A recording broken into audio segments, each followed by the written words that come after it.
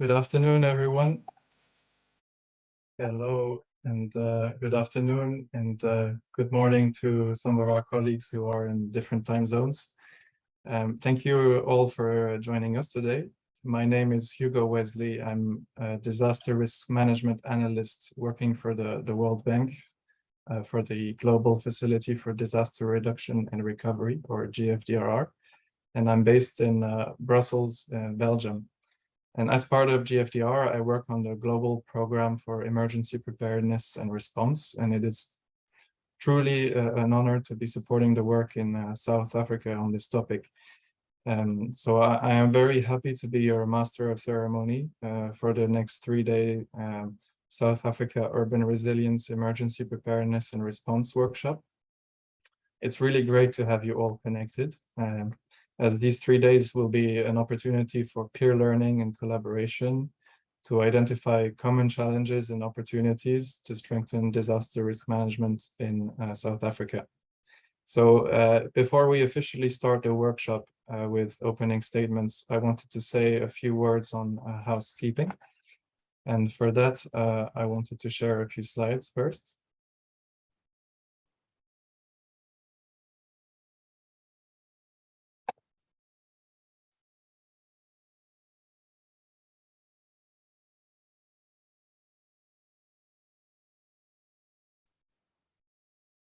So you can probably now see the slides, and I just wanted to provide a few housekeeping rules for the next few days. So first of all, some information about the basing functions on Zoom, even though I'm sure you're by now all used to online meetings, but I think it's a good reminder. So in the Zoom meeting, you can see the menu bar at the bottom of your screen where there are several options. Such as mute or unmute, start or stop your video, open the participant panel, open the chat panel, or expressing reactions and more. You can choose different viewing options by clicking on the view button on the top right corner of the Zoom meeting. And if you want to see other participants, you can click on participants icon, which also includes different options for you to choose from as a participant. In order to better identify which metro or institution you are from, we kindly ask that you also edit the way that you display your name in the meeting. And for you to do that, you can just hover your mouse over the top right of your video in the gallery view, and you can click on the 3 dots, click on rename, and change your name to show your own organization's acronym. So for example, I just added World Bank to my name in front. And now I also wanted to remind you a few rules for the workshop. I kindly ask you to please keep your microphones muted when you are listening to others.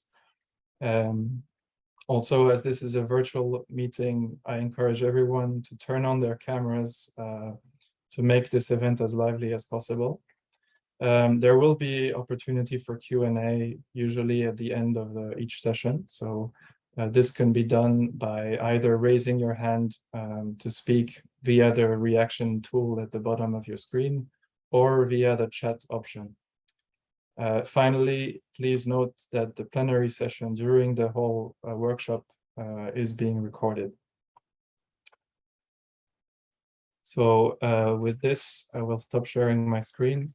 And I just wanted to say, with these formalities now complete, this is really setting the stage to what promises to be 3 days of lively and inspiring discussions.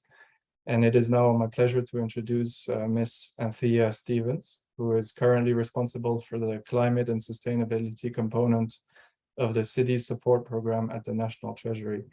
So Anthea will moderate the first sessions, including the opening remarks, which will set the stage for this 3-day workshop. I hope you all enjoy the workshop, and Anthea, over to you.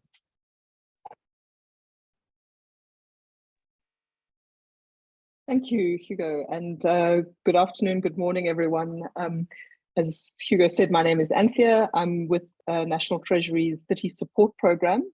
Am I unmuted? Yes, I am. And in the National Treasury, I'm responsible for climate and sustainability work in the City Support Program. I'm really, really looking forward to the 3 days of discussions on this topic of emergency preparedness and response. We've got a really great attendance from all the metros, from different government departments, and I want to just thank you very much all for connecting to this workshop. We've got a full schedule, and I think a really interesting one with a lot of speakers coming in from different parts of South Africa and different parts of the world. And without wanting to take up too much time with my own remarks, which I'll add just now, I would like to welcome our Deputy Director General in the National Treasury for Intergovernmental Relations, Madijeng Naleni. Madijeng is responsible for a suite of functions in the National Treasury in intergovernmental relations, including local government, local and provincial government budget analysis, intergovernmental policy and planning, the Neighbourhood Development Partnership Program, as well as the City Support Program. We're thrilled to have Madijeng here to give us a few opening remarks. Madijeng, thanks, over to you. Thank you very much, Anthea. So may I start by just welcoming everyone and extending a very, very warm welcome to all participants of this workshop, who include our 8 metros, municipalities, our partner, national partner for this workshop, NDMC, representatives from the sector departments, including colleagues from National Treasury, and the Presidential Climate Commission representation, development partners, our implementation partner, the World Bank, and the workshop speakers, particularly, maybe let me special welcome Ms. Brewer, our colleague heading NDMC, and Mr. Debele from the World Bank, who are my co-speakers in this introductory session. So as a National Treasury, together with our partner, NDMC, as national government, we are very excited to be convening this workshop on strengthening emergency preparedness and response, which we are hosting with the World Bank. This workshop comes at a time when we are facing severe disasters on an ever more increasing basis. They are becoming more frequent.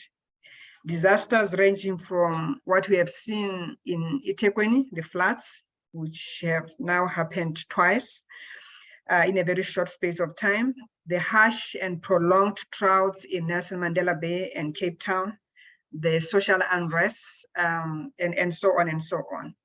These events are testing the capability of our institutions and systems, including our intergovernmental system, to cope and respond timeously and appropriately to these emergencies.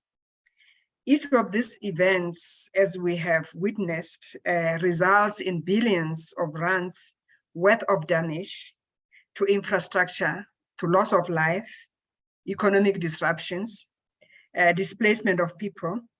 And unfortunately, those who are least able to afford the economic, social, and fiscal losses that these disasters bring to businesses, homes, and livelihoods are the very poor and the very vulnerable groups.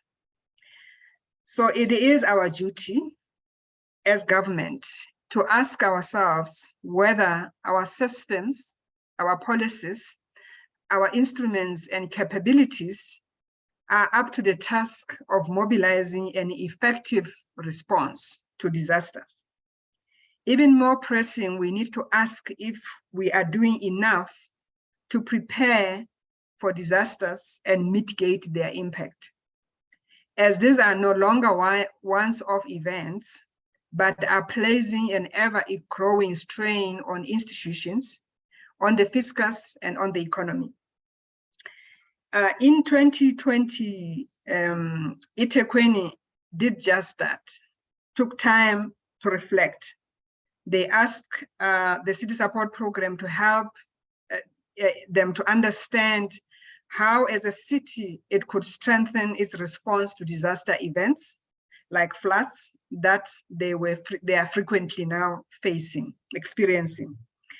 Through a lessons learning exercise undertaken with the World Bank, areas were identified where improvements could be made in how the city responds to disaster, and also at the national level.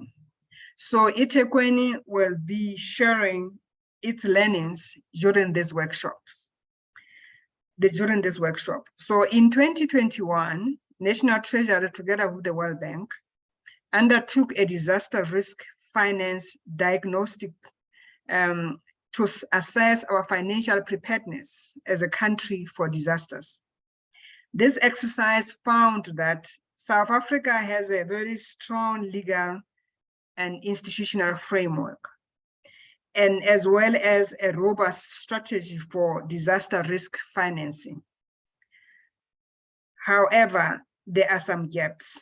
So the study identified that we are overly reliant on budget reallocations for funding disaster response. And this is a gap, and there's often a gap, significant gap, obviously, between available funds and the costs, that financing needs to respond to. So this session will, on Thursday, further explore this in some detail. So the recommendations from these studies are beginning to shape the reforms in our systems.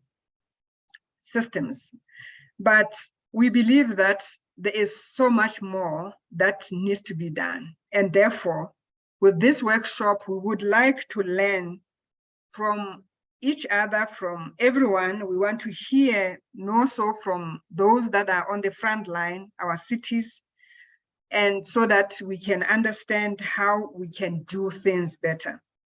This workshop is a place for us to understand how we can collectively ensure that our approach to disasters as government, in this case, is fit for the times that we actually live in. So we do look forward to the outcomes of this workshop. And I would like to wish you a productive and a very inspiring 3 afternoons together in the 3 days that you will be engaging and learning from each other. Thank you very much. Malijeng, thanks so much for those words, and certainly kind of very heartfelt comments from somebody who gets, who's right in the sort of intergovernmental interface of where a lot of these challenges and a lot of the work happens. I'd now like to invite our second speaker for opening remarks, Ms. Anne Brewer, who is currently acting head of the National Disaster Management Center. Anne, we are thrilled to have you with us. We know the NDMC is located within the National Department of Cooperative Governance, and thank you very much for being a strong partner to this work, and thanks for giving us your time to make these opening remarks. Over to you. Thank you. Thank you very much, Anthea, and thank you very much to Malijeng and National Treasury for those wonderful opening remarks. Malijeng, you are a true ambassador for disaster management. Thank you for that. So good afternoon, colleagues and friends, and also all the stakeholders that are on the platform. On behalf of the National Disaster Management Center, please let me extend the welcome from the National Treasury and thank you for making time to join this important workshop. The NDMC, as you know, is the custodian of disaster management in the country, with an important emphasis on prevention and mitigation. Disaster management is an intergovernmental process with each sphere of government and sector playing a unique role and performing a specific set of responsibilities in the process. The NDMC is therefore pleased to be partnering with the National Treasury and the World Bank in the delivery of this event on emergency preparedness and response with representatives from the 8 metropolitan municipalities. The NDMC has been active partners in the lessons learned exercise that the City Support Program and the World Bank undertook with eThekwini, using the 2019 floods as a focusing event. This could just as well be an example of the 2022 event. So we really see the increase in disasters happening across our country. We have also been closely involved in the disaster risk financing diagnostic, which helped us to identify opportunities to strengthen our financial readiness for disasters. Colleagues, this workshop is indeed a timely event as we are facing unprecedented disruption and impact from disasters in South Africa. We don't need to remind you of all the concurrent disasters that we had, no fewer than 3 at a time, that was actually classified as national disasters during the past year, being drought, floods, and also COVID. This is indicative of our vulnerability to extreme shocks and the need for systems that can effectively, efficiently, and timeously mobilize responses, including, of course, financial responses to disasters. The studies that we have mentioned, together with others, have helped us to ask tough questions about how effective our systems are. They have pinpointed both where our strengths and where our weaknesses are, and importantly, how we can address these weaknesses. We now need to move urgently into action and ensure that our systems are fit for purpose, given the increasing frequency, severity, and the number of disasters that we are constantly facing. We need to look at disasters far more comprehensively and far more intergovernmentally, with risk reduction and sustainable development in mind across sectors. Responding to emergencies once they have occurred is critical, and in this regard, we need efficient, timeous, and clear systems that ensures relief, and that ensures that relief gets to where it is needed as quickly as possible. Clearly, protocols, timeous flow of information, activation of incident operation centers, and sufficient capacity are all important aspects of disaster response, as well as being able to engage with support partners outside of government. And it once again also talks about the importance of effective coordination and systems being in place prior to a disaster happening. But we also need far more attention to risk reduction and disaster readiness. What we do before a disaster occurs, that ensures as far as possible where can we avoid the impact, and where can we be prepared and make sure that we are ready to respond. Critically, we need to ensure that we are working collaboratively, not just within our own organizations, but across the spheres, across line departments, and across sectors and society. This can be challenging when a clear line of command is necessary to mobilize response. But cooperation and collaboration across stakeholders can only strengthen our work. And we have seen that as well with our current response to the KZN disaster. Working out how we can integrate lessons, tools, information, resources, and a capacity to address our points of weakness from yourselves, apologies, from partners, other countries, from businesses, and from civil society is where much effort is needed. And that is also key to our participation in this very important workshop. So we believe this workshop will be an important step in mobilizing stakeholders for ongoing coordination, collaboration, and above all, learning. This is critical to ensure that the reforms we take forward and that our emergency preparedness and response systems are up to the task of the challenges that we face. We are very excited to be participating with you in this workshop, and that will happen over the next 3 afternoons, and we look forward to your ideas, your contributions, and also taking the outcomes from these discussions forward with you. in our implementation and building resilient communities and being more prepared for the disasters that we may face in future. Thanks. Anais, thanks so much for that, and certainly for giving us your time and the support and partnership of the NDMC in this program of work. Certainly from someone, words from somebody who's been at the absolute coalface of the intensity of those concurrent disasters, classified disasters over the last couple of years. So we really, really appreciate those words. Thank you. So with that, I'd like to introduce Mr. Bekele Debele, who is the World Bank's Program Leader for Sustainable Development and Infrastructure for Southern Africa.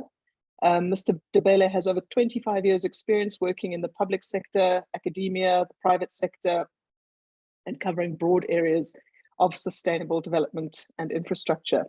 Mr. Debele, over to you. Thanks. Thank you, Anthea, very much, and I appreciate the introduction.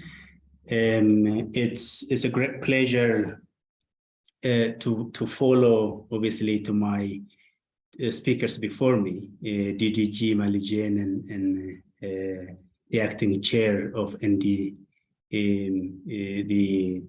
NDMC, Ms. Anne.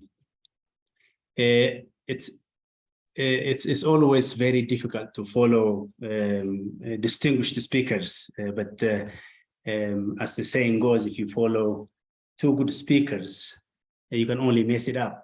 But let me try to say a few things, I think, and just provide some context also in terms of the global context on this disaster risk management and some of the challenges that as humanity that we face, and provide some also reflection on the work that we've jointly done with eThekwini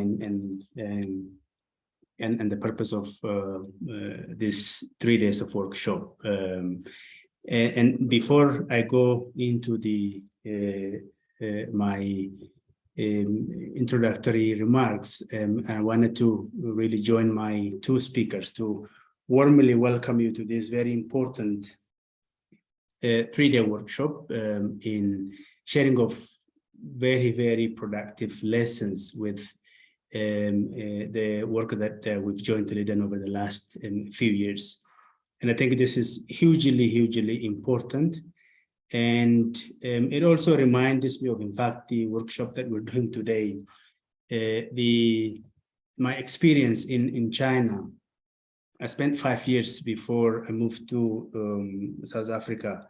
And one very interesting lesson for me after 5 years in the Beijing office was how China does development much more broadly. And we've had 40 years of active and very important partnership.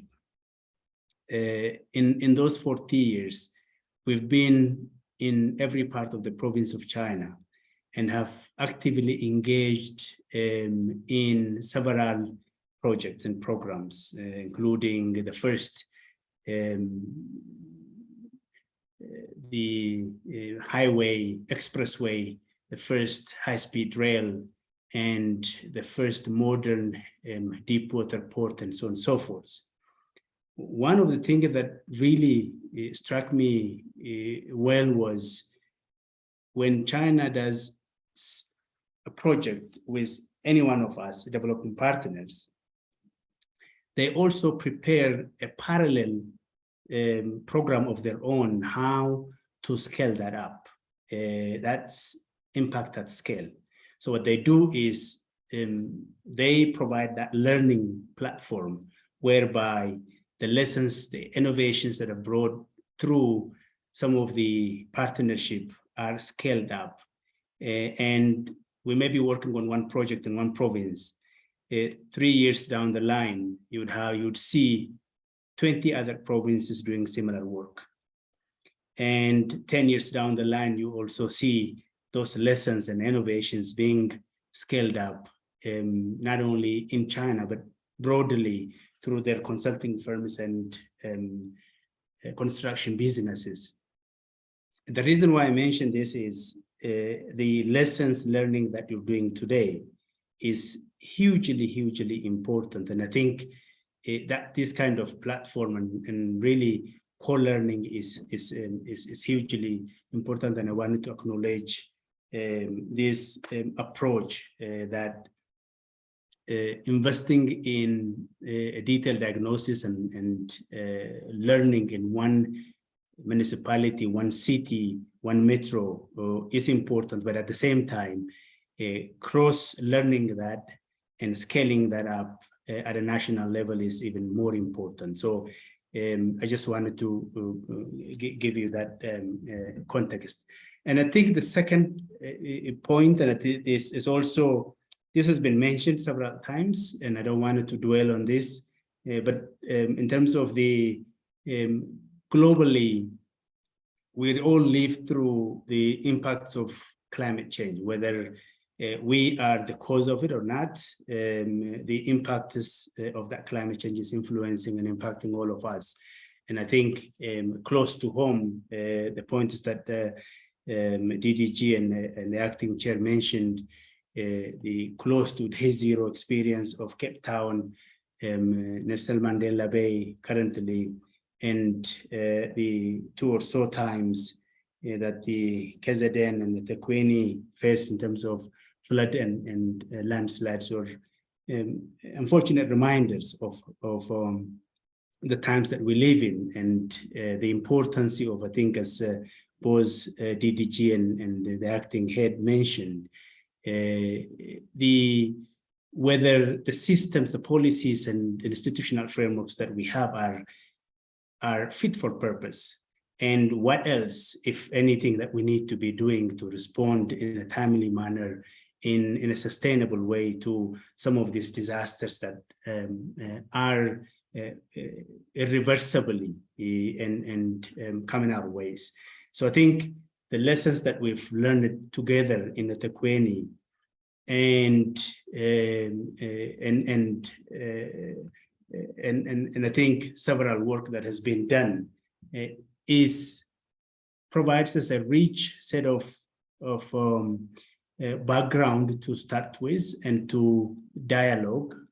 And I hope that over the next 3 days, that you would take the time to reflect on what are some of the lessons that eThekwini has learned. What are some of the challenges? What are the opportunities?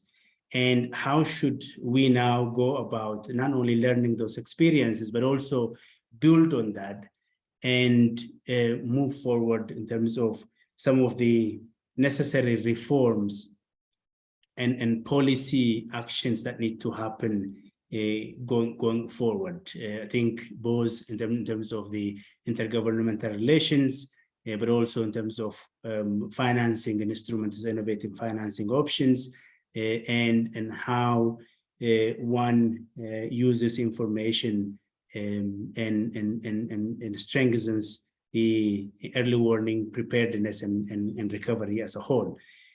So there is definitely a lot to learn from that experience, and I think these 3 days will provide a rich, hopefully, and a productive platform for all of you to engage and come up with a set of recommendations that we will be hopefully also working together to operationalize some of those recommendations.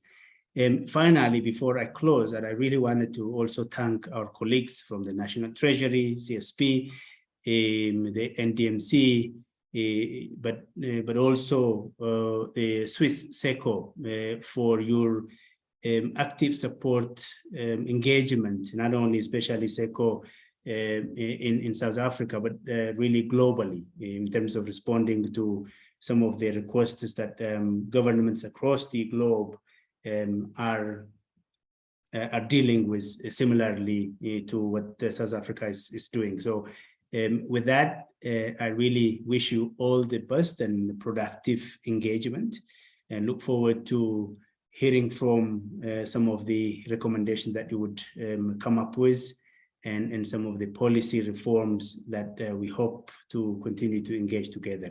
Thanks. Thanks so much, Mr. Debele, for that really interesting perspective and just giving us a sense of some of these global, the global opportunities for learning, the experiences and insights that the World Bank can bring, particularly in the context of emergency preparedness and response for this workshop. And I think, we have this amazing lineup of inputs from around the world, which I think together with the South African experiences will really allow for some very rich discussions over the next 3 days. But before we dive into the sessions, I'd like to just take a moment to take you very quickly through a presentation that will give you an overview of the workshop objectives, the structure of the workshop, and the agenda for today. So the slides have come up. Thank you very much, Hugo. If you could just put it onto presentation mode. Move on to full screen presentation. Great, there we go.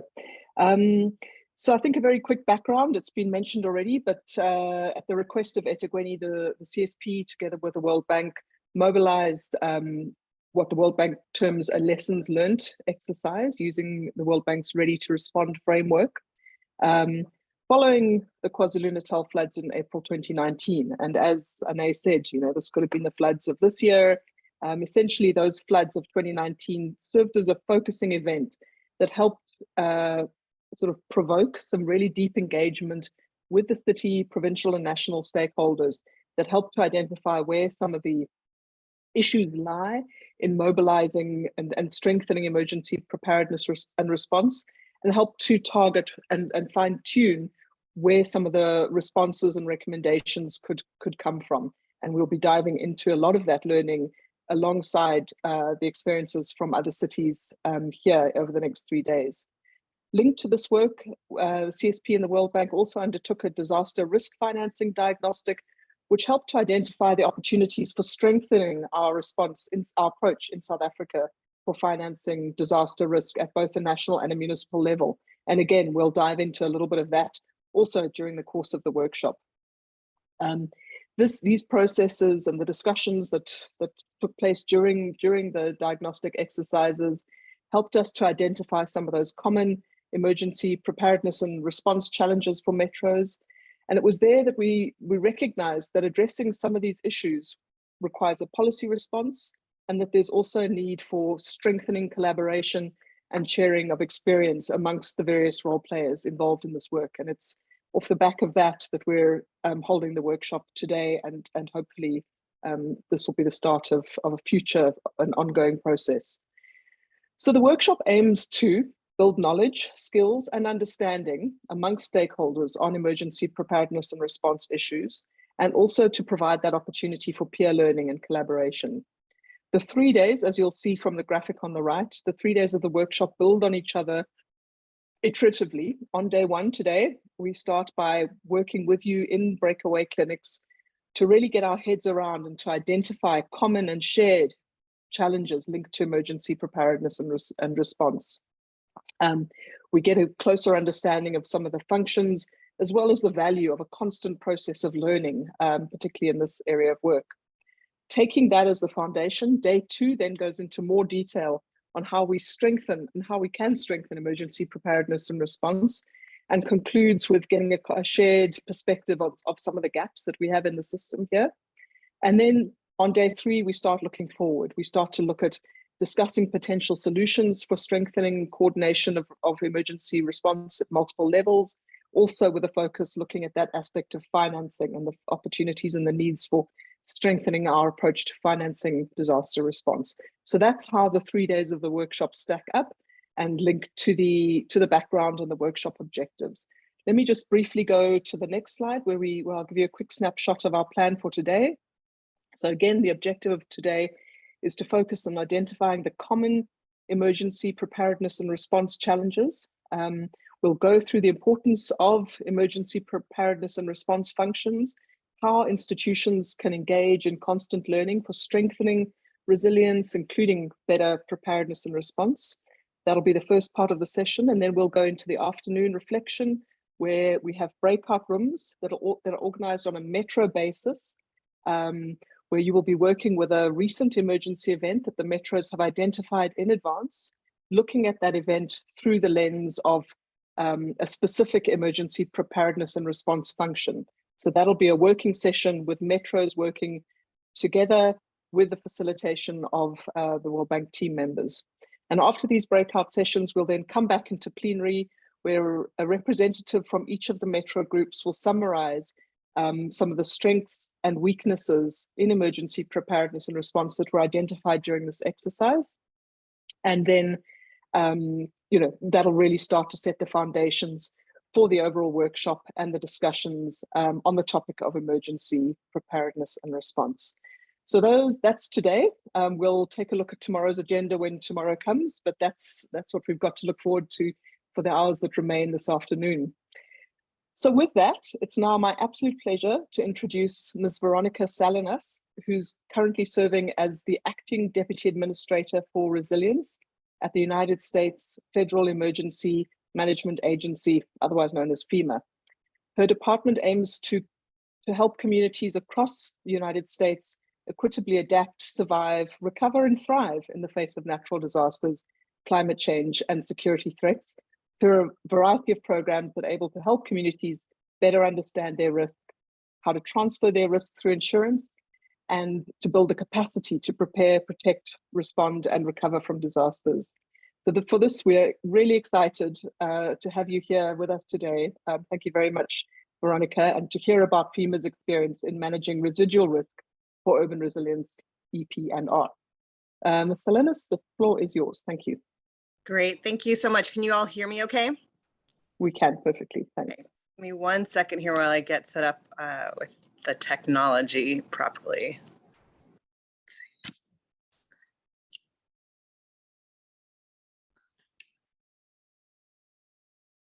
All right, good morning. Thank you so much for having me, and it's Victoria. Don't worry, I get called Veronica, Vanessa, any multisyllabic V name, so it's not a big deal. I'm so sorry, that happens to me in various ways all the time, sorry. It's fine, don't worry about it. But good morning over here in Washington, DC. Good afternoon there in South Africa. It is such a pleasure to join you all today. Thank you for this opportunity to be with you for such an important workshop. And again, I'm with U.S. Federal Emergency Management Agency, and I'm particularly excited to be joining you all today for a couple of reasons. One is that I've been working in the resilience space for a very long time, was a Chief Resilience Officer with 100 Resilient Cities, worked in city government for the city of Oakland as a Chief Resilience Officer, worked with many cities and counties to help them reduce disaster risk, and now I'm back at FEMA as part of the US as part of the Biden-Harris administration. And one thing that doesn't come across in my professional bio is actually my connection to South Africa. And my in-laws are South African, and so we have a lot of family still in South Africa. My 7-year-old son's favorite sausage is boerewurst. And in our home, we're constantly surrounded by South African art and just stories and storybooks.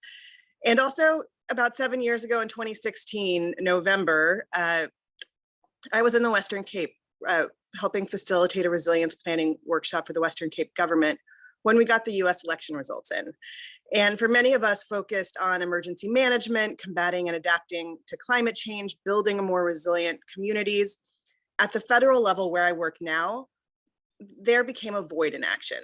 But what that really highlighted is that at the local level, municipalities, cities, counties across the United States, they kept moving forward, learning from each other and taking action.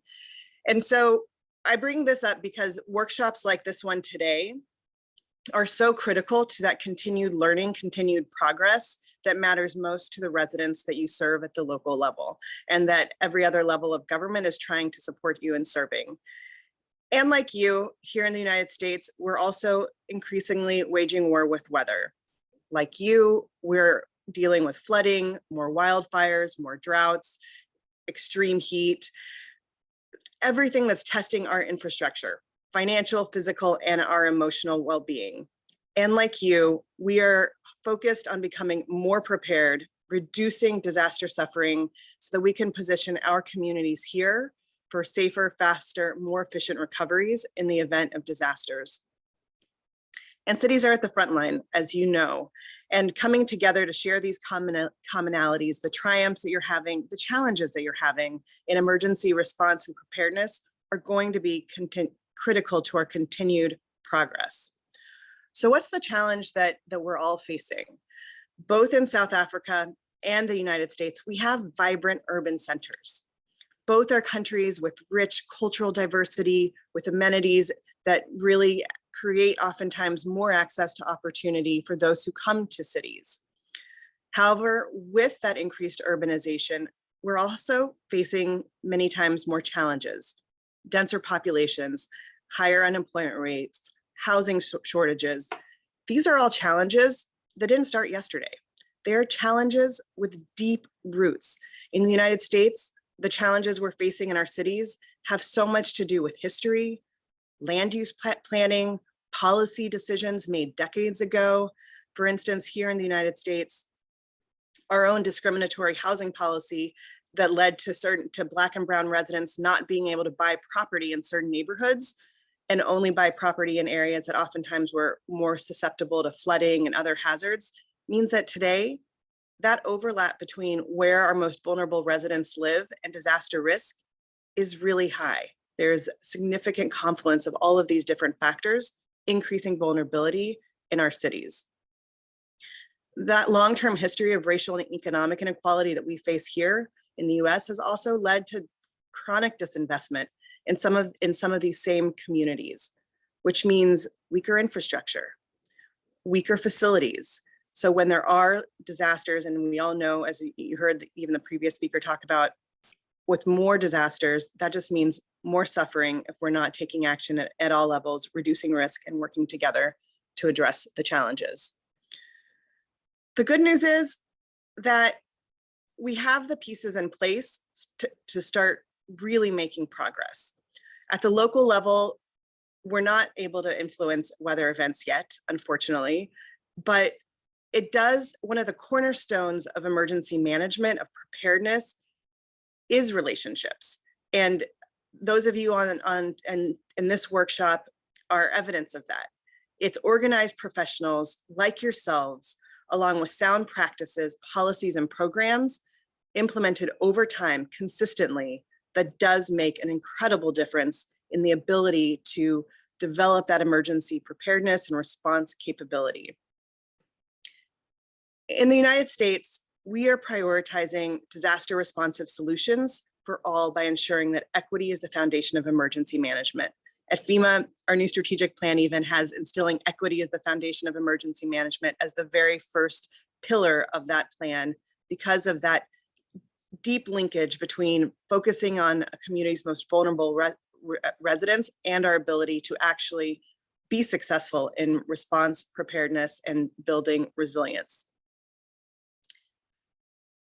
As we look at the things that really drive our ability to respond, I wanted to cover several things that here in the United States have mattered deeply to our own progress.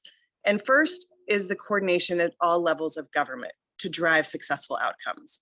And coordination always sounds easy, and we all know that coordination is important, but what does that really look like over time, over decades? How do we institutionalize coordination? And that's been one of the big things we've been focused on here in the United States over the decades, and really building the capability to be good coordinators. And in emergency management, one of the things you always hear our administrator Criswell talk about, and that we talk about at FEMA, is the role of emergency managers as lead coordinators. We can't be experts in everything. It's impossible. There's too much nuance. We all know technical experts. You can't be a technical expert in everything, but you can be a very strong coordinator, and that requires deep capability and knowledge of a lot of different parts of the ecosystem of players. And so at every level of government, coordination is key, and we have to be breaking down those silos and forging strong relationships around common goals. So one of the ways we've done that over the years here in the US is by investing in that capability. And it's got its pros and cons. Here in the US, we've been providing local governments and states emergency management performance grants that really enables hiring. Something as simple as having people dedicated, just like fire and police, but having dollars invested in hiring people and in that capability. The pro is that you have dedicated people. The con has been that oftentimes smaller jurisdictions with fewer resources haven't been able to invest in that capability themselves. And so there's a continued reliance on the federal level for those grants to provide that capacity. But the point is, there is that even in your smallest community, ideally, it may be one person with many hats, but somebody who's the lead for emergency management. And that's been strongly supported over the decades through federal grants. We also offer training through our Emergency Management Institute. Training together, learning, continue to build and hone capabilities has been something we found to be really important to make sure that there's a common level of capability and consistency. What we need in the moment of a disaster response and even in emergency preparedness is predictability. When you're already dealing with so many different challenges, knowing the person standing side by side with you, knowing the type of capabilities they come with, really makes the response a lot easier. And so through our Emergency Management Institute, it's one of the places where we train alongside state, local, tribal, and territorial partners and really focus on building a community of practice, of professionals able to work together in emergency response. There's also a lot of blue sky work that happens. And we call blue sky when you're not responding to a disaster. And this blue sky work together is critical because we all come from different backgrounds. We all come from different political environments, different realities, different contexts. And so when we arrive on the disaster scene, having worked through those things during blue sky really helps create the capability to work together. The other primary driver of our work in preparedness and response in the United States is actually around risk reduction planning. We call it hazard mitigation planning here. And so a lot of local governments are doing this to better understand risk. And understanding risk, as you all know, is such a foundational part of reducing risk and being able to respond to disasters. And so jurisdictions across the country are required to do these kind of plans to understand their risk, come up with projects, figure out how to reduce risk in order to access oftentimes federal dollars, or that federal dollars help them develop these plans so that we have that common shared understanding of risk and that communities and investments are being targeted and done in a way that reduces risk. We also have, one of the things I also wanted to talk about is, aside from our grant dollars, because that is a big source of the way we help governments reduce risk is through investments in risk reduction, is through our policies. And I know you all are looking at what policies, what programs, what structures do we need to put in place. And so one of the greatest challenges always is around disaster recovery is response time. And here I'll ask for a slide to be put up to kind of give you all a sense for our process here in the United States. Again, predictability and consistency is so core to being able to focus on response. And so briefly, I wanted to speak about the way we really activate resources for disaster response in the United States.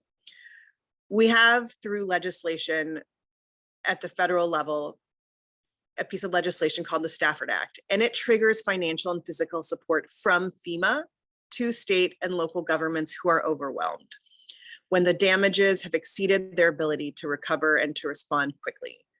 So again, this is the way the dollars and the resources and the federal support gets activated. So when the Stafford Act gets activated, it means that the federal government can come in and support the state government, and the state government can be reimbursed to help the local government, and the local government can have more agencies, more people, whatever it needs to respond to the disaster event, knowing that at the end of the day, it will be supported both with people, resources to do the response.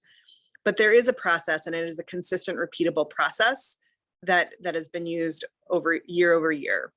And essentially a government official at the state or within the tribal nation will look and do a rapid assessment saying these damages are more than we can do. And oftentimes for a very catastrophic event where they know it's going to exceed their ability, they will do this very quickly and so that the resources can start to flow and the support can start to flow.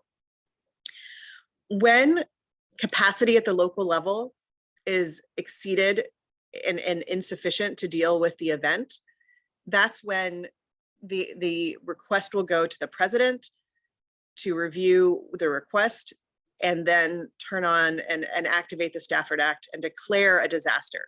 This is critical for FEMA to begin supporting with funding, supplies, and personnel. So in a nutshell, this is how FEMA and local authorities work together to help communities respond, recover, and rebuild in a timely and coordinated manner. So all of our programs that we provide, that extra support we provide to state and local governments, gets activated through this piece of legislation and the clear relationships and programs that are then funded under this authority. Everything from the resources for rebuilding to the resources to pay for overtime for local staff. All of this flows from this piece of national legislation that then enables state and local governments to access additional resources. Thank you. You can go to the next slide, actually. So frameworks and governance are also key. You already heard me talk about the importance of coordination. And with a nation as big as yours, with as big as ours, having a framework, having a consistent way that everyone knows to work together is paramount to have the same quality of response, the same timeliness of response time and time again. And so in the United States, for response and recovery, we have frameworks that really outline roles and responsibilities and how we come together and organize. And this work has all been done during blue sky periods. So we can sit together with other federal partners, other national agencies, state and local agencies, private sector, nonprofits, our community-based organizations, and really ascertain how we work together in both response and recovery. And so what you see on this slide is how we've organized as part of our national response framework. There are 15 emergency support functions, and these support functions, if you were to read each one, it's like a several page description of what they do, how they're intended to help, who comes together. And FEMA can activate several of these and say, for an example, Department of Transportation, we need you to support the emergency response in these ways, and then has the authority through the Stafford Act that I mentioned to direct and pay for additional work that may not be in that agency's normal purview. But these are the ways that we come together, and it really allows for a point of coordination for response to an incident. And all the partners from these areas work together to coordinate response and recovery. And what you'll find oftentimes in disaster response here in the United States is that the federal government's organized like this, and then a lot of state governments have also organized like this so that it's easy to have federal and state level coordination. And a lot of local governments and their emergency response offices have the similar structure. So again, when everyone's showing up on the scene to work side by side, there's a governance framework, a coordination framework, and clear guidance on what you can do, what's needed based on the work that was done together to create this governance and coordination framework. Thank you. You can end the slide share. We also have a lot of different programs that have been really important to building our emergency preparedness and response capability. You heard me mention already the importance of knowing what the person standing side by side with you is capable of doing. And that's one of the reasons that training and ensuring common ability and common capability has been really important here in the US. So we also offer certification programs for which FEMA employees can train for specific specialties or incident management and support roles so that they're prepared to deploy for disasters and they're prepared to support survivors in the recovery process with specialized training. And so that kind of training to specific disaster roles all fits into that overarching governance structure that you saw on the slide, that it's from the big picture, national, all the way down to I'm Victoria showing up to go door to door to understand what somebody's needs are. And I've been trained to ask the right questions, intake that information, provide that information to the group providing housing assistance after a disaster. But it's that whole cycle, and all of these pieces of the emergency management system scaffold together to focus on meeting survivors' needs and reducing human suffering because of the disasters. There's a lot of folks from various cities on the call today. One of the other key things that we've established are emergency management assistance compacts. And that's essentially mutual aid agreements so that different jurisdictions, so that a jurisdiction not affected by an event can provide assistance to the jurisdiction that is being affected by an event. And these emergency management assistance compacts have been really critical for us so that we're able to share resources during a disaster. And having those agreements set up in advance so that you know that you can call on a different city, a different state to send firefighters, to send logistics personnel, whatever it is that you need, has been really critical for us in order to expand our ability to respond to the increased frequency of disaster events here in the US.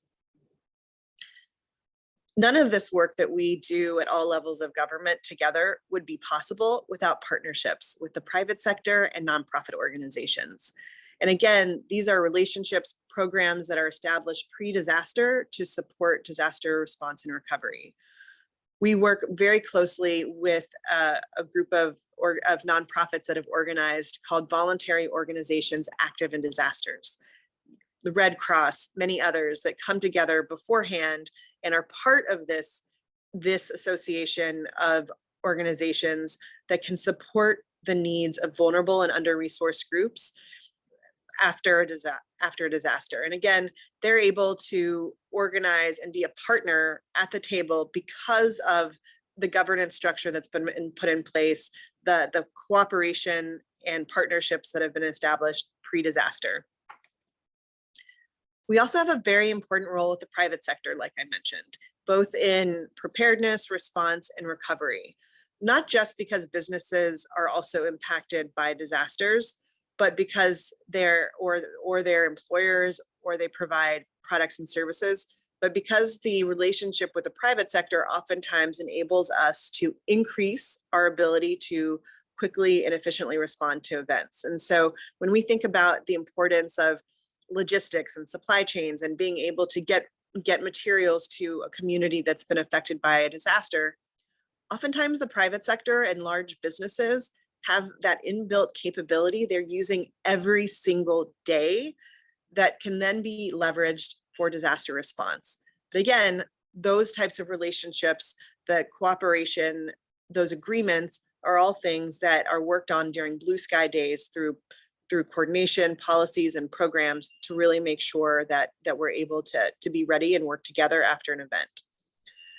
So in closing, what I most hope you take away from my comments today is the systematic work that has to happen on the governance, policy, and program side to create that framework, create those partnerships, create those capabilities needed for emergency preparedness and response beforehand.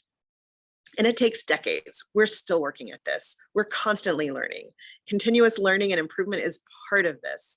And so with each disaster deployment, with each response, with each recovery, especially as we've been focusing on equity and making sure that the most vulnerable residents in our nation are not being disproportionately impacted and are able to recover just as well, we're constantly learning about how we need to be improving, where we've fallen short.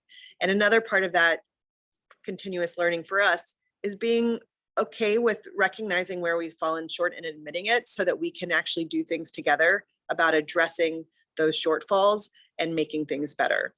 And so I encourage each of you to take some time to reflect on where you're focusing on your pain points and how if there's, and again, this is one workshop, multiple days, but we are definitely available if you'd like to have follow-on conversations in the weeks and months to come.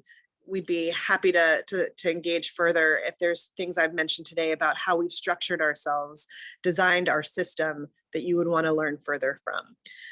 Sharing best practices is always helpful, and I know you all have your own here as well. And so I wanted to just simply say, this work that you've embarked on is so critical, and it'll be something that for generations to come, people will be benefiting from.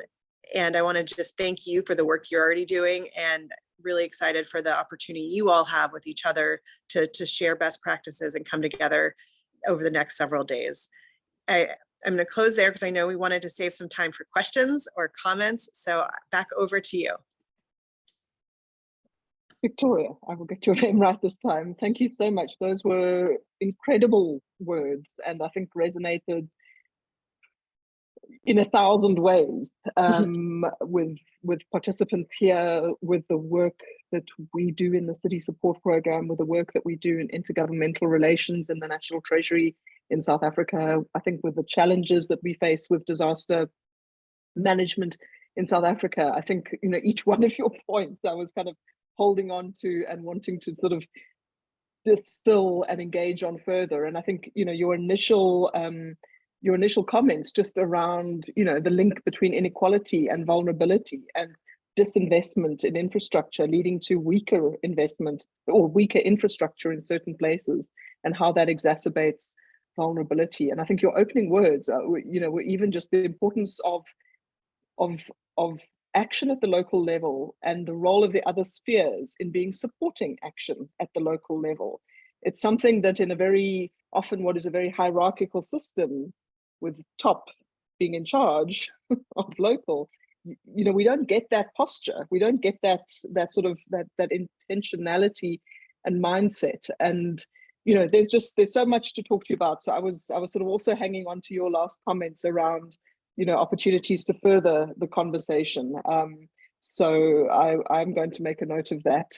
We do have a question in the chat, which I'm just going to bring to you. In fact, two perhaps, which let's just go to both of those. So the first is from Kent Pluke, who's saying that within the disaster management fraternity, what is your role on separating, what is your view? I'm really not reading very well today, on separating disaster preparedness and response planning from disaster risk reduction planning?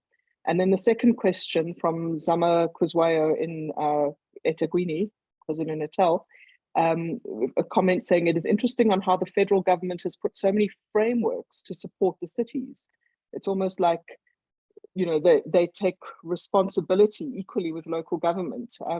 So maybe just sort of reflections from you in response to those comments, and then we unfortunately probably need to wrap up. But absolutely. So for the first question about disaster risk reduction, we look at disasters and building resilience as one of the key things that we do at FEMA. So oftentimes people think about FEMA as response and recovery, but actually my portfolio at FEMA is more the resilience risk reduction portfolio. And we do that through encouraging the planning that I mentioned, the risk reduction planning, and helping communities understand risk, grant programs and investments to reduce risk.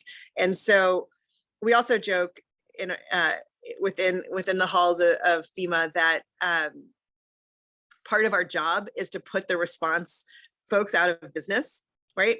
The risk reduction community, we're trying to put you out of business, but there is unfortunately so much disaster risk, so much disaster vulnerability that we really need to lead with risk reduction and have that major investment in risk reduction. And that's actually still one of the areas that we are trying to better coordinate internally within the US, because there's not the same frameworks of governance in the resilience and risk reduction space as there is in response and recovery. And so that'll take me to the second question.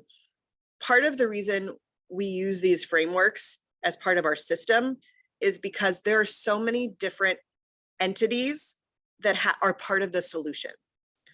When you sit around a table, even at the federal level, whether it's our environmental agency, our housing agency, economic development, they are all part of a solution set, but everyone, I don't know what analogies you use to describe interagency coordination and collaboration. In the US, we use herding cats as the analogy because it's very difficult without a coordinated system. And so with response and recovery through hard lessons learned, we have created governance structures to be able to come together at the federal level, state level, local level, because in these large countries like ours with so many different entities, we couldn't possibly leverage the strengths, the skills, the expertise, the resources, the programs effectively in a whole of government, whole of society approach without frameworks that articulate roles and responsibilities.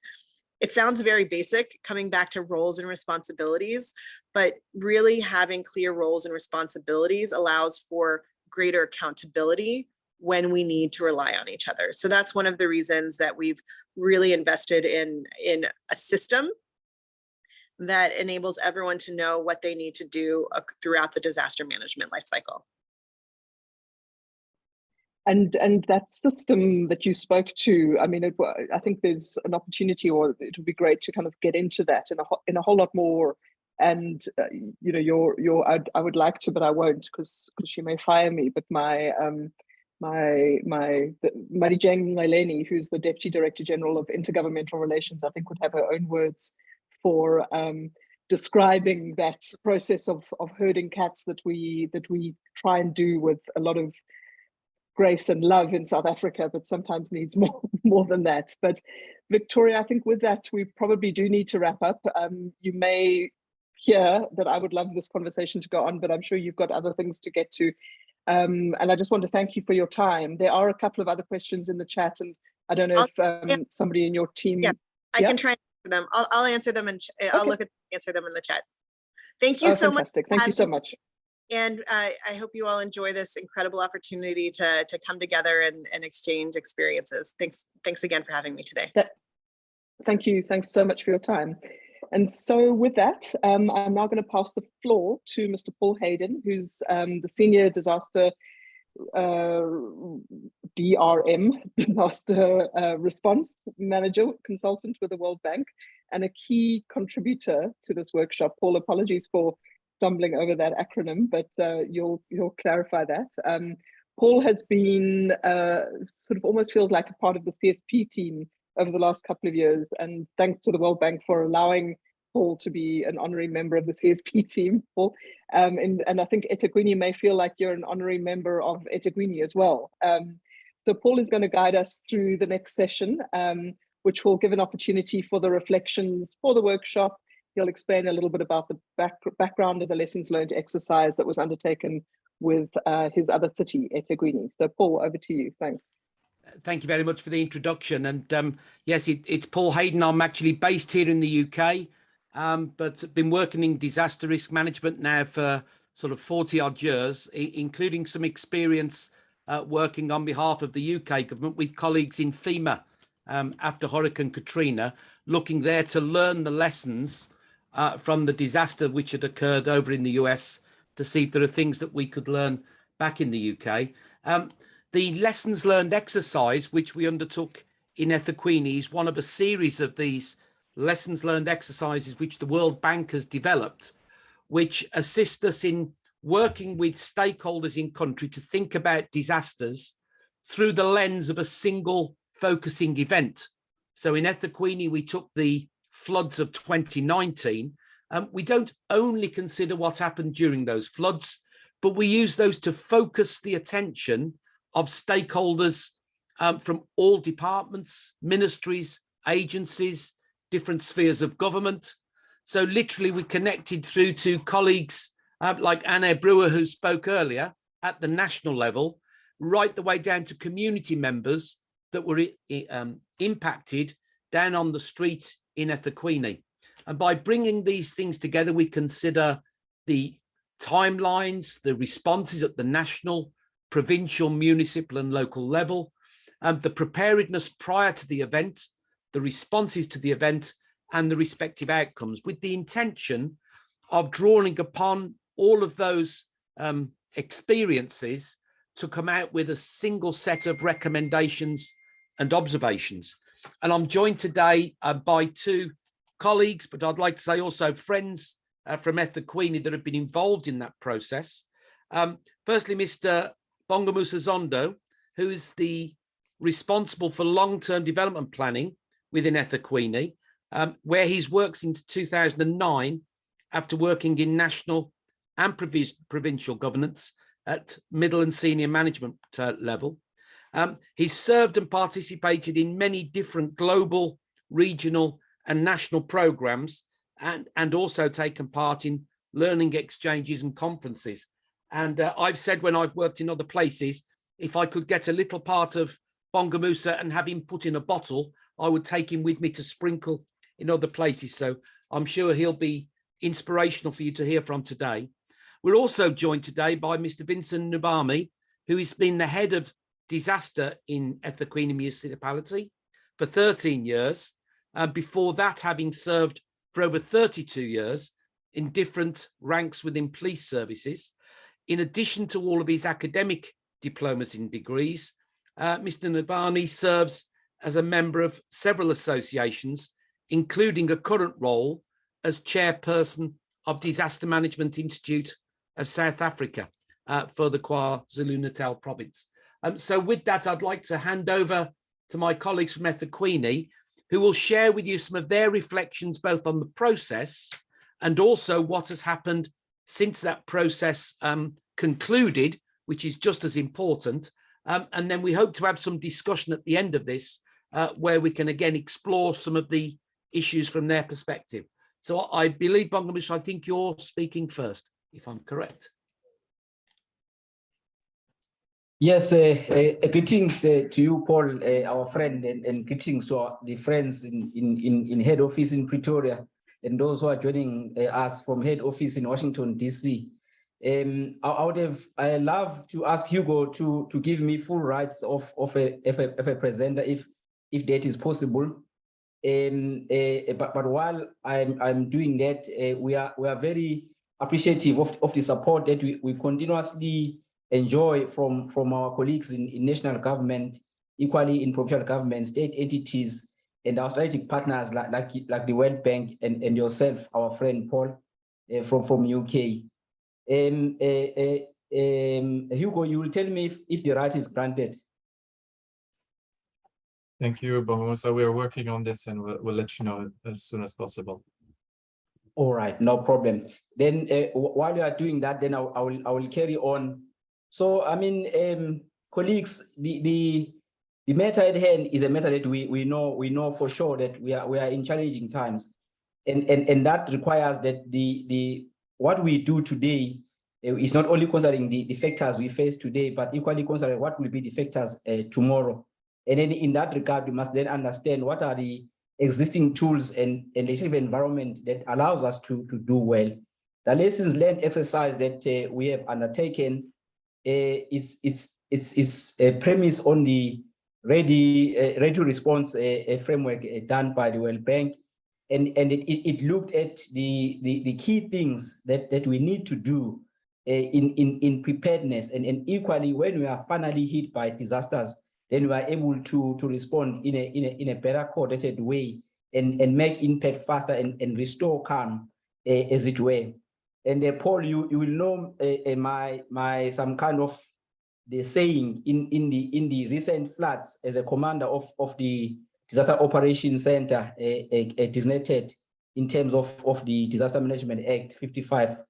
So in that way, I use an example, Anthea and Malijeng, of a particular company, but I won't mention the company today because it seems like a negative marketing. But we know two companies that produces glass in South Africa. There is one that produces the glass, the one that we use for tumblers and for the beers that we drink. There's one that produces glass for the cars that we drive. Now, if you compare those glasses, the one for the producers, the one for peers, if you break that glass, the pieces is just scattered all over the place. Now, compare that to the other glass company. They produce glass with a film of thin plastic inside it. When you break it, it doesn't break, but it holds on together. The pieces are still bonded, regardless of the impact. Now, what we have seen then is that for us as government, when we face the shock, like the company I mentioned before, we are just broken like pieces with no bonding in together, and every piece is just resonate in its own national resonance in its own direction, regardless of what that piece is doing, and that's a problem. Now, so in that regard, the framework that I'm talking about, ready to respond, allowed us to look at our institutional arrangement, our legal framework, and equally what information do we have? Of course, understanding our risk and also understanding our capabilities and resources that we could then use to advance our preparedness. Of course, the lessons then exercise, we undertook it in a way that allowed that we identified key units and departments, including our colleagues from the provincial government, Provincial Disaster Management Center. We had a survey. In that survey, the interesting enough was that everybody indicated that prior to the floods of 2019 April, they were well prepared. Of course, you understand they should have been well prepared because eThekwini have had floods as long as we could remember. Of course, I can't talk about 1987 September 23.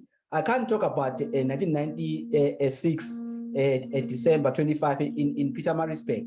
I can't equally talk about the floods of October 2017, but equally it simply means that they were right to say they were prepared. But we were surprised when then we are hit by that they acted like the company I mentioned before, the production of that glass, that everybody just gets scattered all over, resonating their own national resonance as if there was nobody else, there were no other pieces somewhere else resonating to try to do the same thing. And then it talks to how we are connected. But we then further say, but what are the things that you think you should have done better? I mean, it came to that survey, that the colleagues and partners felt that we should have particular continuous training. And in a way, it's not only just training, but equally knowledge management, knowledge in what you know. And again, the keynote presenter indicated this, that you must be comfortable that the person next to you knows exactly what is his or her responsibilities, and he has got the relevant capabilities to deliver on that. Because there is no time of missing anybody during the disaster. So you think that everybody, they know the legislative environment, and then they know their roles and responsibility, and have got no issue in intel capabilities to do that. But of course, then we then felt that we needed Hugo, you will tell me if it's all right. Then They're okay now? Yeah, you should have your slides now. All right, so I want to go through a slide then, Paul, so I will play the video instead. But I was talking about capacity, knowledge, understanding your responsibilities. That is very important. So I think with that, Paul and colleagues, I would like to play a video, and then I will make just a few comments after that, which will take about 3 minutes. And then I will allow Mr. Ngubane, Vincent Ngubane, the head of disaster management and emergency control unit. And again, maybe Paul at the end, because we've got a number of colleagues who participated in this process here, both nationally and provincially, we will allow them the space to say something. Thank you.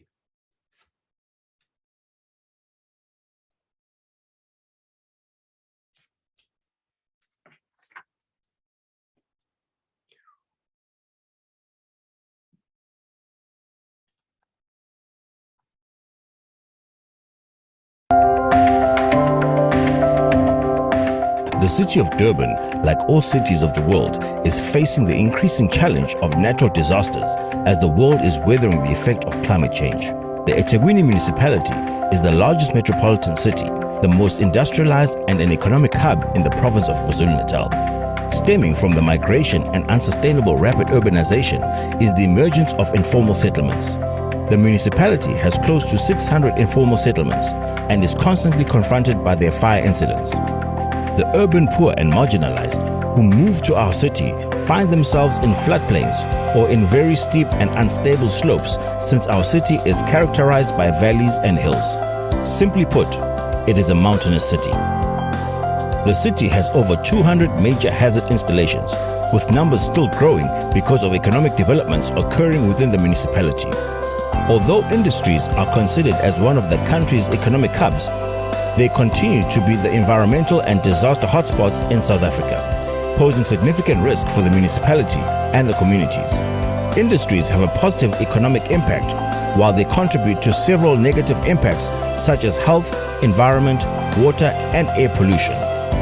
The presence of COVID-19 and the recent civil unrest has demonstrated the importance of partnerships, collaborations, or of working in solidarity to protect and improve the social status of the most vulnerable communities.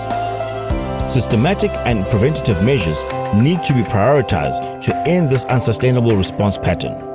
It is critical for the municipality to comply with the legislation by continuously reviewing these plans and improve its capacity to reduce or respond against the disaster impacts. Through partnership with National Treasury City Support Program, leveraging the National Strategic Partnership with the World Bank, our city received support to reflect on the April 2019 floods using a systematic approach of Lessons Learned Exercise, LLE, with an aim to improve disaster preparedness and response. The LLE is a relevant and appropriate approach because it relates directly with the Sendai Framework for Disaster Risk Reduction. The LLE project utilized the April 2019 KwaZulu-Natal floods as a focusing event to capture lessons learned by the government, private sector, and disaster relief agencies. A single historic focusing event was used to provide structure for the LLE, enabling an examination of event timelines, national, provincial, and municipal and local preparedness prior to events, emergency responses to the event by government, partners, and communities, and a review of the respective outcomes from the event. As a collaborative exercise, the LLE drew from the World Bank's Ready to Respond framework to ensure a consistent, comprehensive, and integrated emergency preparedness response foundation. This framework was also adopted by the United Nations Global Preparedness Partnership in 2018.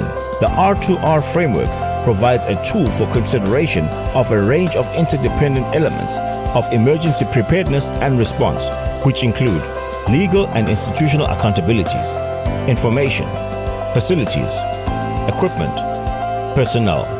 The LLE project involved 3 distinct stages, each broken down into several tasks.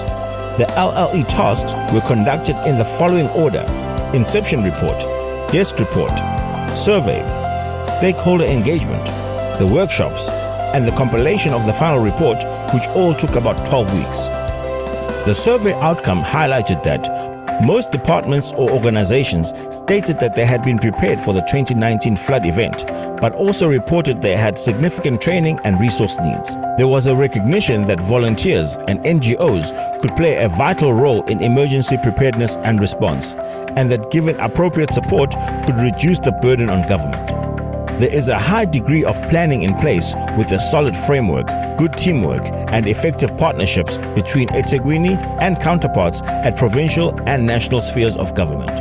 To inform next steps, eThekwini stakeholders have assisted in a review of the 17 LLE thematic recommendations and have consolidated, organized, and prioritized those recommendations into a consolidated list that also identify the relevant sphere of government, ministry, or department that should take the lead. Some of the prioritized recommendations include the optimization of the disaster financing chain to reduce processing delays, undertaking a comprehensive review of early warning provision to inform an improvement and capacity building program, develop a standard training syllabus through regular training, drills, and multi-agency exercises, reviewing of existing plans and standard operation procedures relating to emergency command and control facilities, which include the Joint Operation Centers, Fusion Center, as well as the core centers.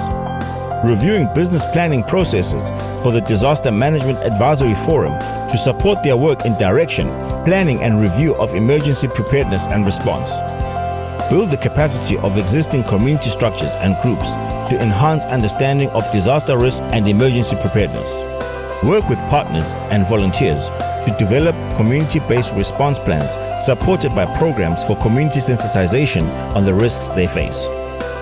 The city is now finalizing its implementation plan and has established an institutional arrangement which consists of the steering committee and the 3 thematic working groups as follows: community engagement and capacity building, disaster incident management, information management and process.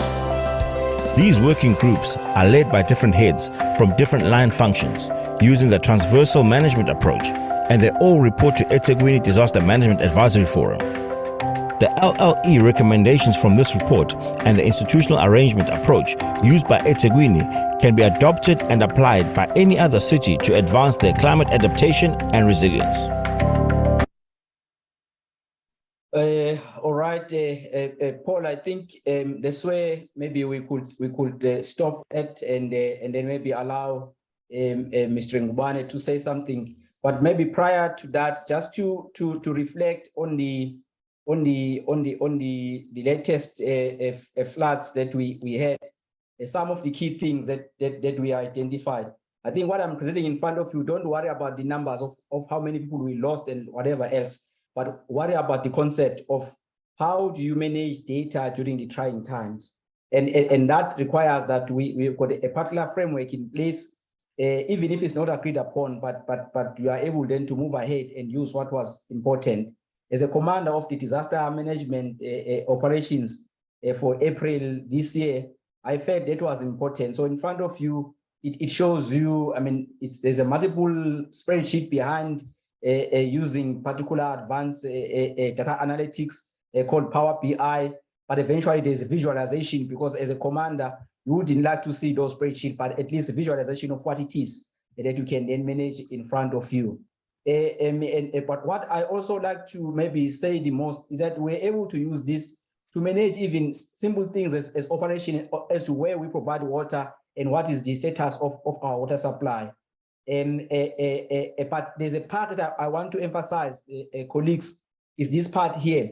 And again, you realize that we got our partners here who believe in our vision of a livable and a caring city by 2030, being CSP, CSIR, which are both government entities. I mean, CSP being part of the department, but CSIR being part of is a state-owned enterprise under science and technology department, allowing us to be able to have our disaster risk information, so that while we are looking at now bouncing back, but we don't necessarily go back, but we are bouncing forward in how we recover and how we plan for future, using all that is available to us, whether it's zoning plans, is clean clauses, entirely land use management system, including how we then move about investment. I think I should leave it there, Paul. Then I will allow Mr. Ngubane to come and add better. And then thank you very much. I'm sorry for some delays on my side.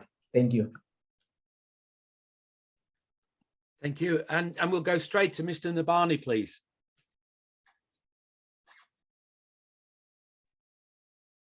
Paul and colleagues, good afternoon. Our colleagues at the National Treasury, in collaboration with the World Bank, our colleagues in the US, which are also part of this session, those at national as well as in the province, our fellow colleagues, my fellow colleagues at the metros, I greet you all.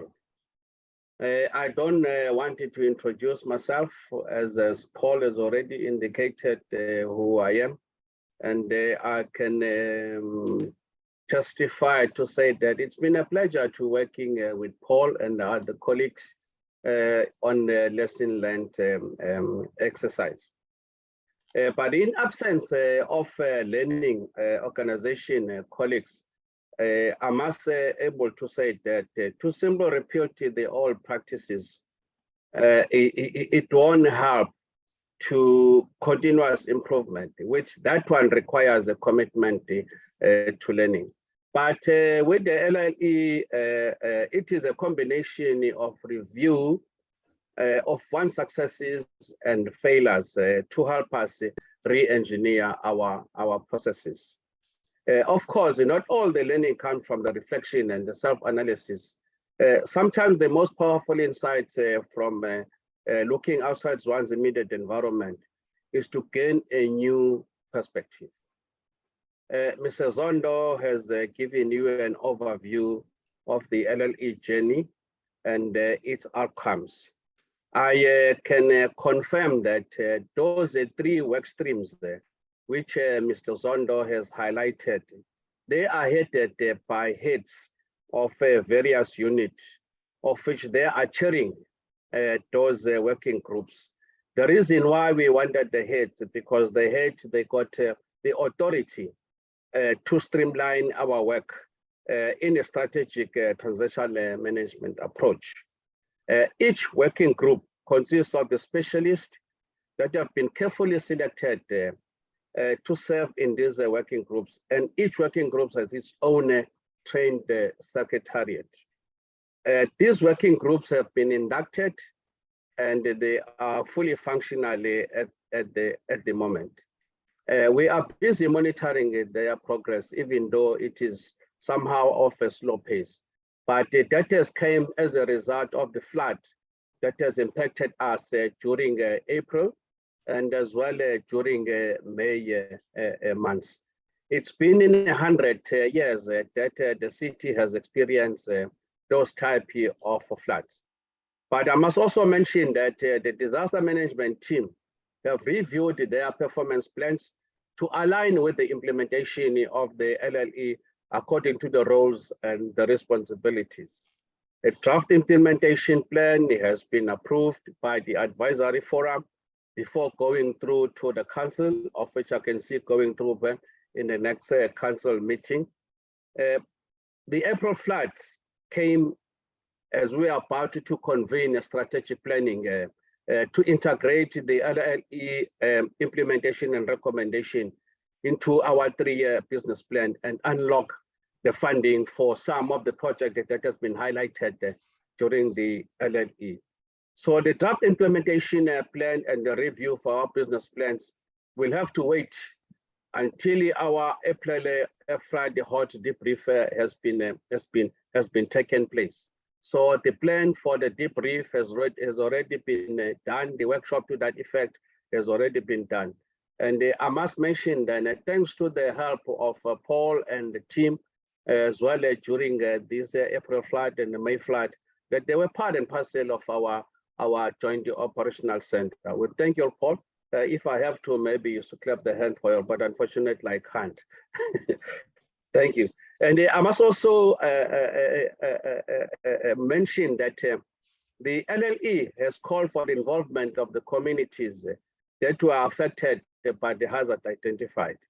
I must mention that we witnessed this with part of the areas called the Quarry Road informal settlement, where 420 structures were washed away. But to the grace of God and to the working relationship with the communities on the ground, there were no deaths that were reported to that area, and there were no persons that were reported missing. And this has highlighted to the various other informal settlement to say that why for not informal settlement? Because the learning exercise is an ongoing basis, and people started to realize that the city is doing something which is tangible for their own safety and for the safety of the city and the community at large. But I must also highlight that the LLC has made the link between the academia and practice, and which is important. I know maybe we do have Dr. Mel Reddy, who is also the head of department at Department of Disaster within the Durban University of Technology. She sits on the various working streams in that she shares the academic area with us. And as well, she has been part and parcel of our joint operational center from the start of the disaster. I must also highlight that we had almost more than 60 students from Durban University of Technology assisting in collecting the data and and they're recording those data from the area. It was really a helping hand for disaster management unity to have those students, and we are looking forward to have a long-term collaboration with our institution. Cooperation, coordination, and collaboration, colleagues. The disaster risk management cannot operate in a vacuum. That includes the surrounding cities and Africa and the rest of the world. We have shared our experience with the other African cities during the African Cities Summit in May this year. Even today, we are collaborating with the South African metros, the provincial and the national government to advocate for the better and supporting policies. I must mention that a number of countries as well have visited us as part and parcel of the learning and the benchmarking exercise.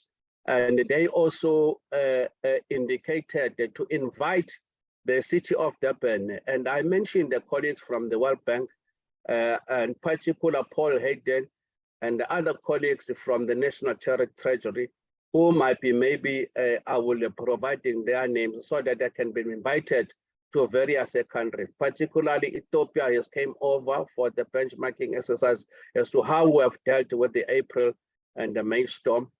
Ghana has also came up to do the learning exercise as well. Nigeria, but they were part of the visit as well as the benchmarking exercise.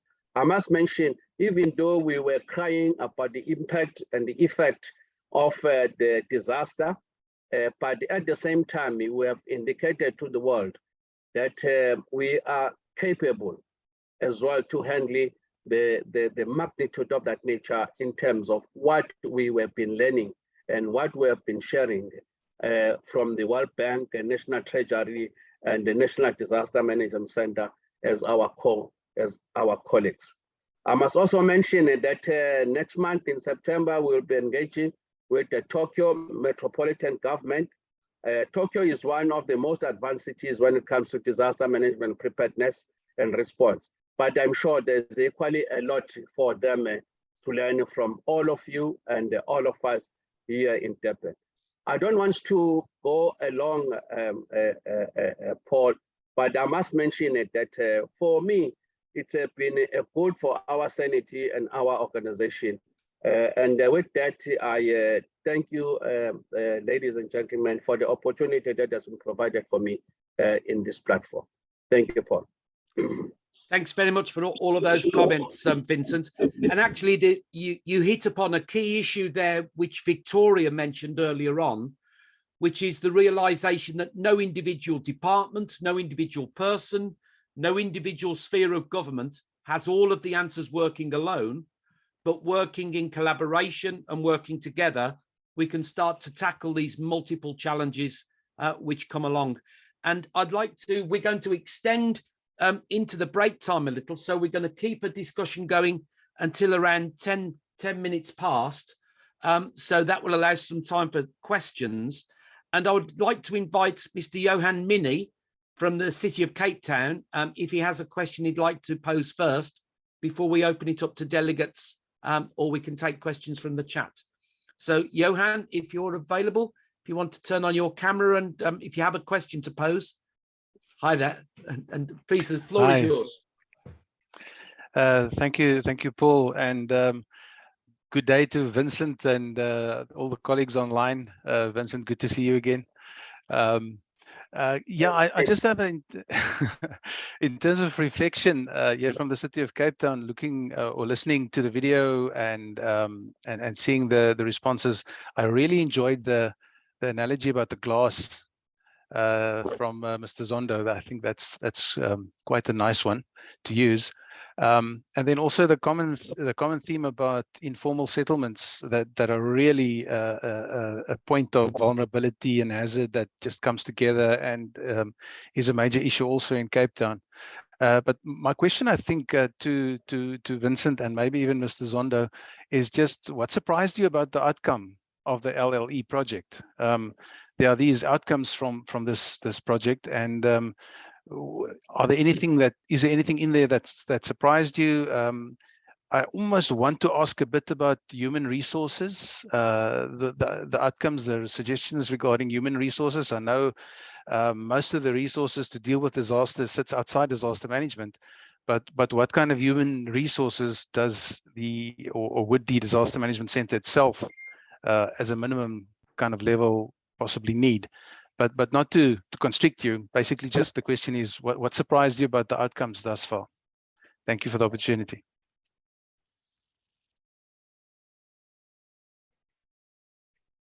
Well, Musa, will you start and then I come over, please? All right, thanks. Look, I think the biggest surprise was the emphasis on preparedness, and then Mr. Ngubane will know this. They say if you fail to plan, you plan to fail dismally. So it's as simple as that.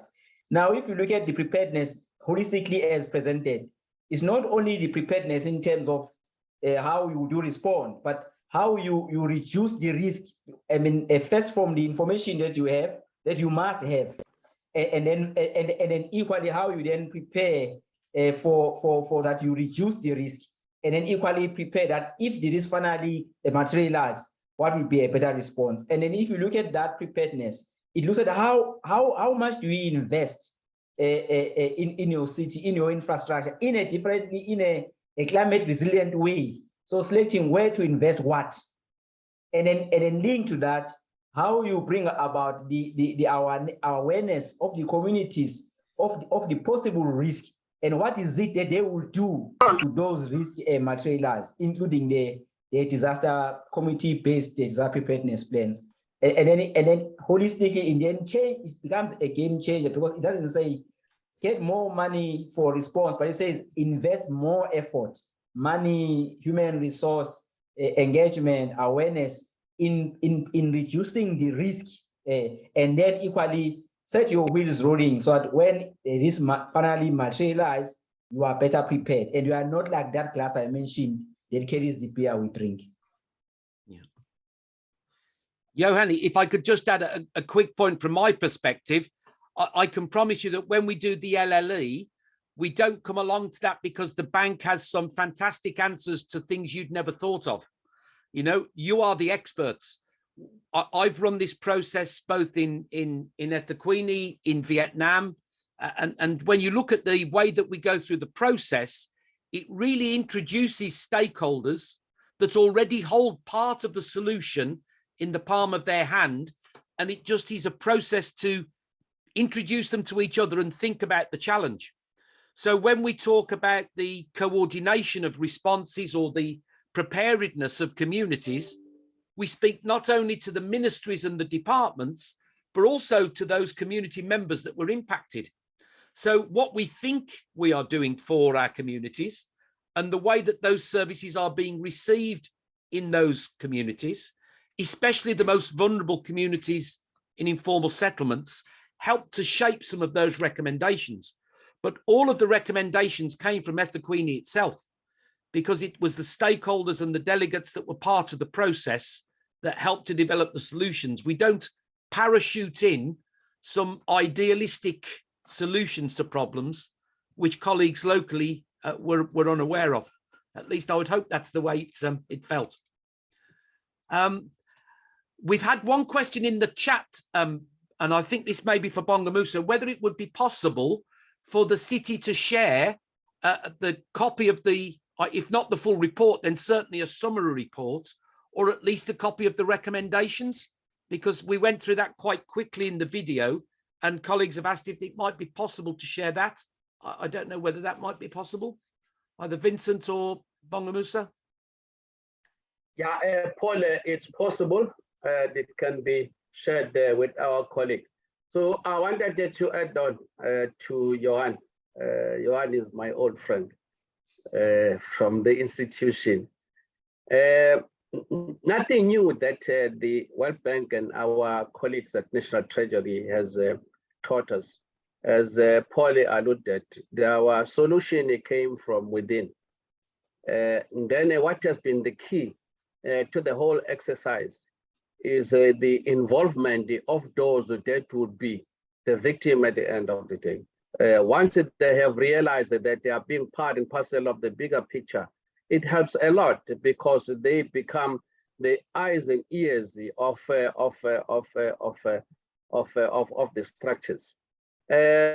I can give you 1,000 men, and they will always be not enough for you to do the job. But the best manager is one who is able to do with what he have at his disposal at the hand. With the impact of the flood during April and May, we were in the process, as I highlighted on my discussion, we were on the process of the implementation of most of the recommendations that were highlighted or maybe came out of the lessons exercise. But one of the key there is to unlock the funding, or maybe the funding to boost the capacity of the disaster fraternity, particularly at the eThekwini. And I know I don't want to be far cry yet that the resources has always been a challenge, but yes, it came clearly during the exercise that the resources is of a challenge, but there are processes to unlock the funding so that those resources can be acquired to boost the institutional arrangement as well. I think everybody who has been part of the exercise, they are aware of that. But I must mention that it has given a new dawn for the disaster, particularly at the eThekwini. And maybe the disaster in April and May might have come at the wrong time. But what we have learned during the exercise that we did and what we have implemented during the reality now, during the storm in there, it has worked wonders for us. It is the exercise that I can say it's well worth it, it's well the effort. And then I can even maybe say that it needs to be implemented to the various other either metros or cities as well, because it's something of which we need to benchmark the world and to have our own as well, so that if you talk of South Africa, you also talk about the international standard. I just want to end that point. Thanks, Paul.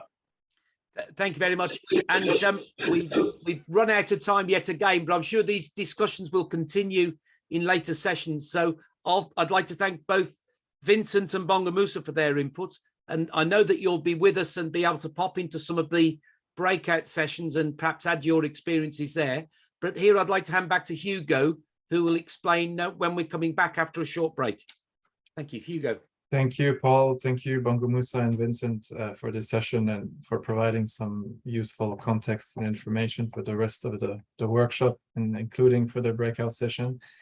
So we've had some excellent sessions this morning or the early afternoon, and we're a bit behind schedule, but we will still have a 10-minute break.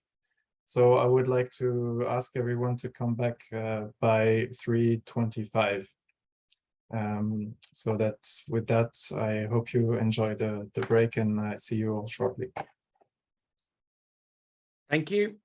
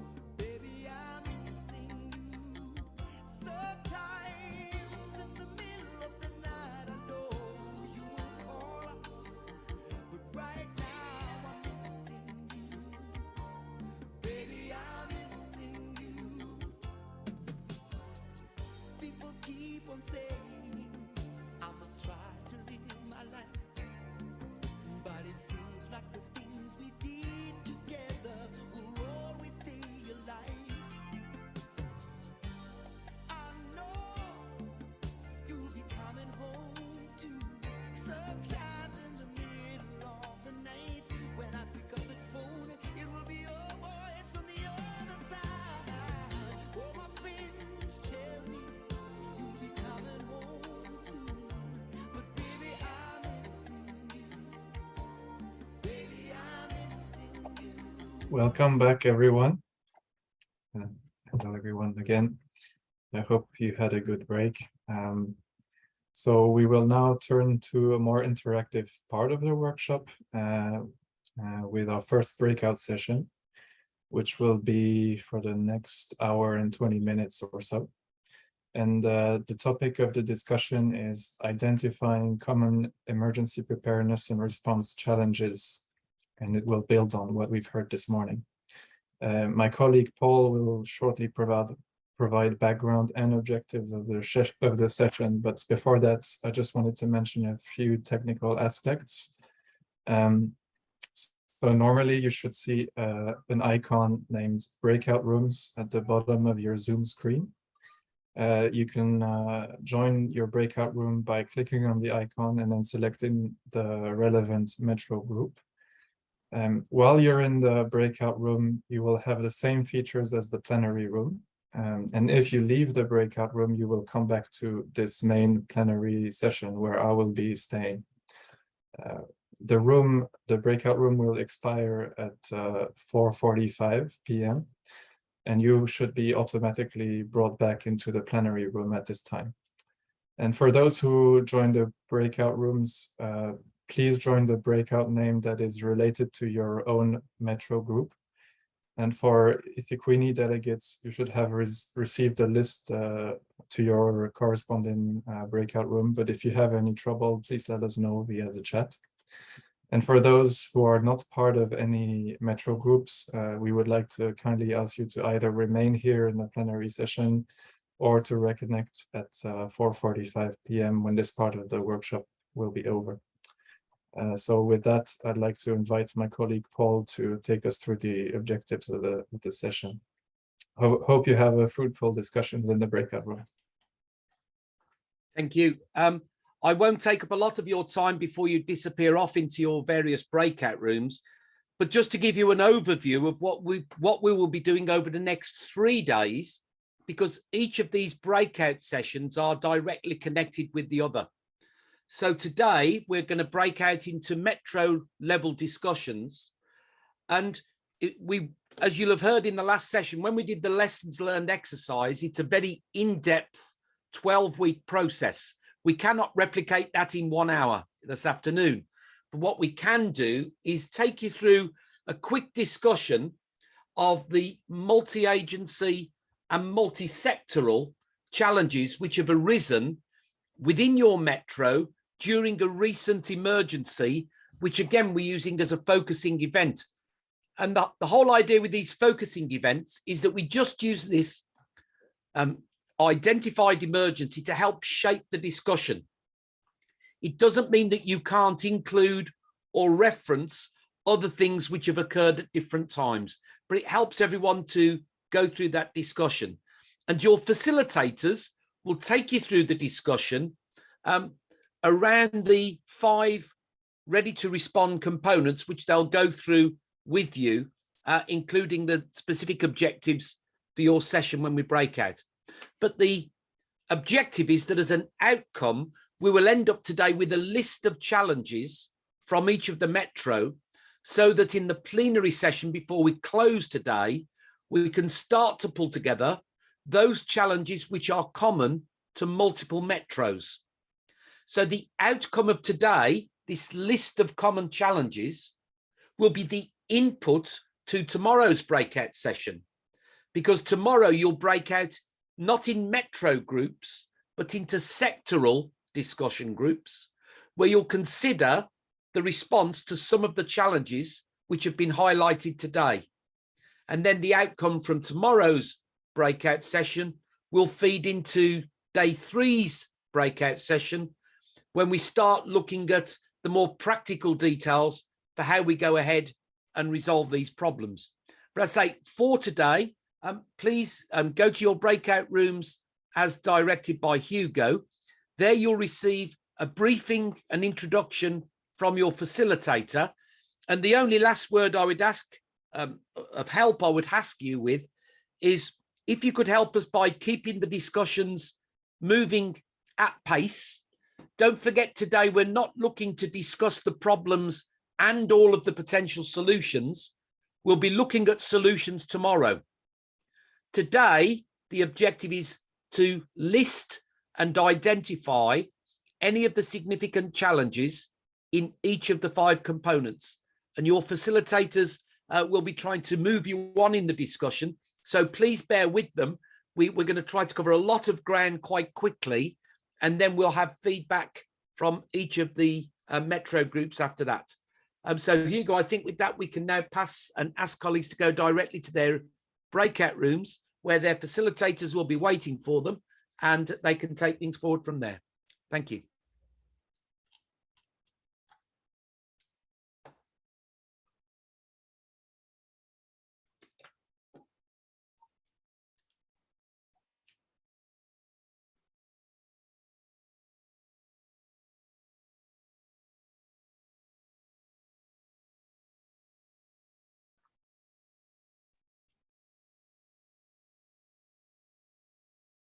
Good afternoon.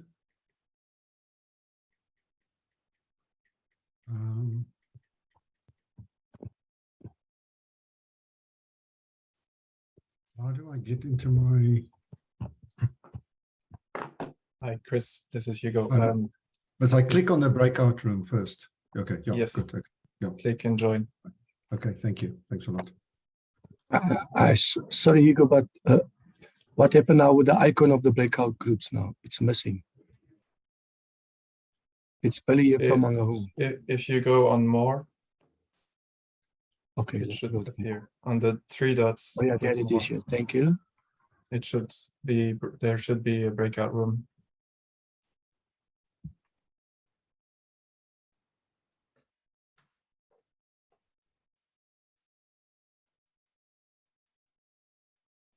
Is there a breakout room for eThekwini, or we join the other colleagues? So for eThekwini, you should have received an email that assigned you to a specific breakout room. I'm sorry, but who is speaking? I just want to know your name. So Zama. Okay, Zama. So you should be with Tswane breakout room. Okay. Yeah. I'm also interested in joining eThekwini since I'm from KZN. No, so you should be joining your own metro for this today. eThekwini doesn't have... He's from the province. Yeah. Yeah, you go for Vincent, which metros? I'm sorry, could you repeat that? Yeah, for Vincent, which metros you have assigned Vincent, Buffalo City. Buffalo City. Yeah. Thank you. Hugo, I was hoping to join eThekwini, but seeing that eThekwini are spread out to other cities. Yes. Yeah, it's Paul here, if I can help. Because eThekwini have been through the LLE exercise, for today only, they don't have a separate session, but eThekwini colleagues are joining the other groups where they can add their experiences of having been through it. Coming from the provincial level at KZN, you were also involved in the LLE. So again, if it's possible for you to join one of the other groups as an observer or to add any comment, that would be great. But I just need to ask Hugo, can we just join directly from the bottom, or do we need to be invited to join? You can join directly at the bottom. Yeah. So is there a group that we've got that's particularly short of? I'm just looking at the moment. We don't have. Yeah, whoever has the least delegates, we could join in with. We have 5 for Johannesburg, Buffalo City, or Mongong. So these are the 3 with the lowest at the moment. Okay, I can. Because there's Vincent there. Let's see, Mango. Yeah, let me go to Mango. It was City of Johannesburg. How come there's no one?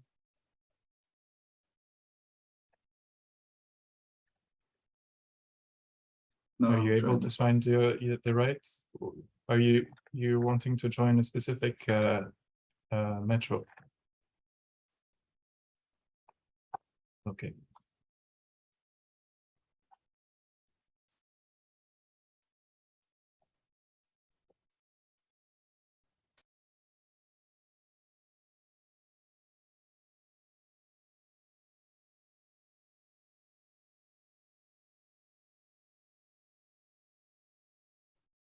Hugo, this is Jorge. I'm going to pause the recording. Okay, sounds good.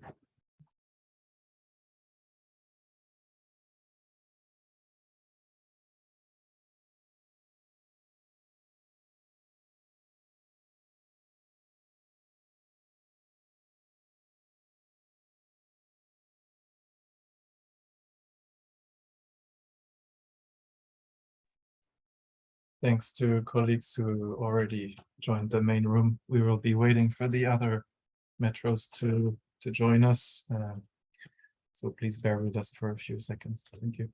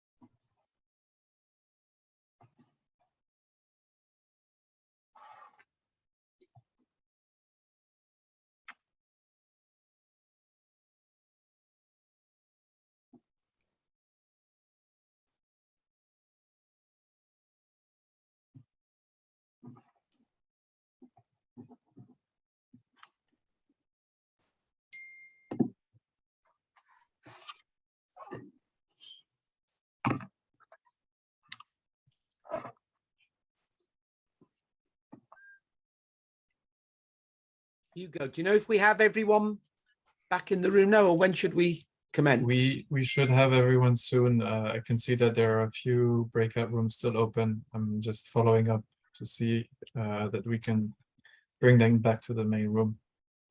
Thanks.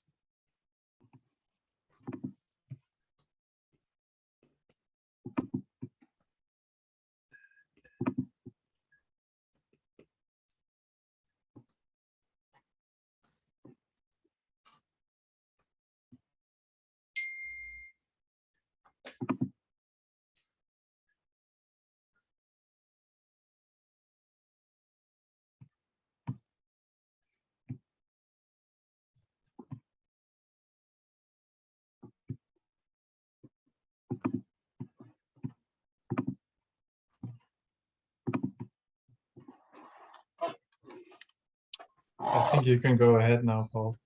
Okay, in which case, can I firstly thank all of you? I managed to pop like a butterfly between a number of the rooms and join you for some of the discussions.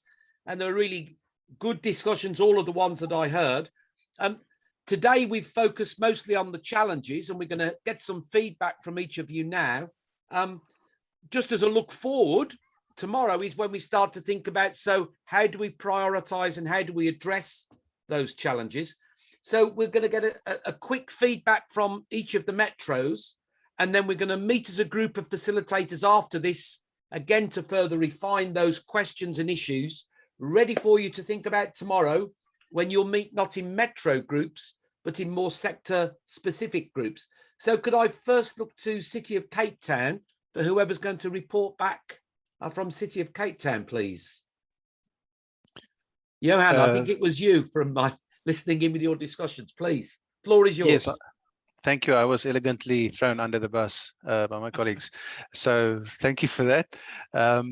In terms of feedback, legal framework, the discussion at the City of Cape Town group was that the legal framework is in place, but we need to clarify responsibilities. That's a challenge, making sure that everyone knows exactly what their responsibilities are. Also to communicate plans.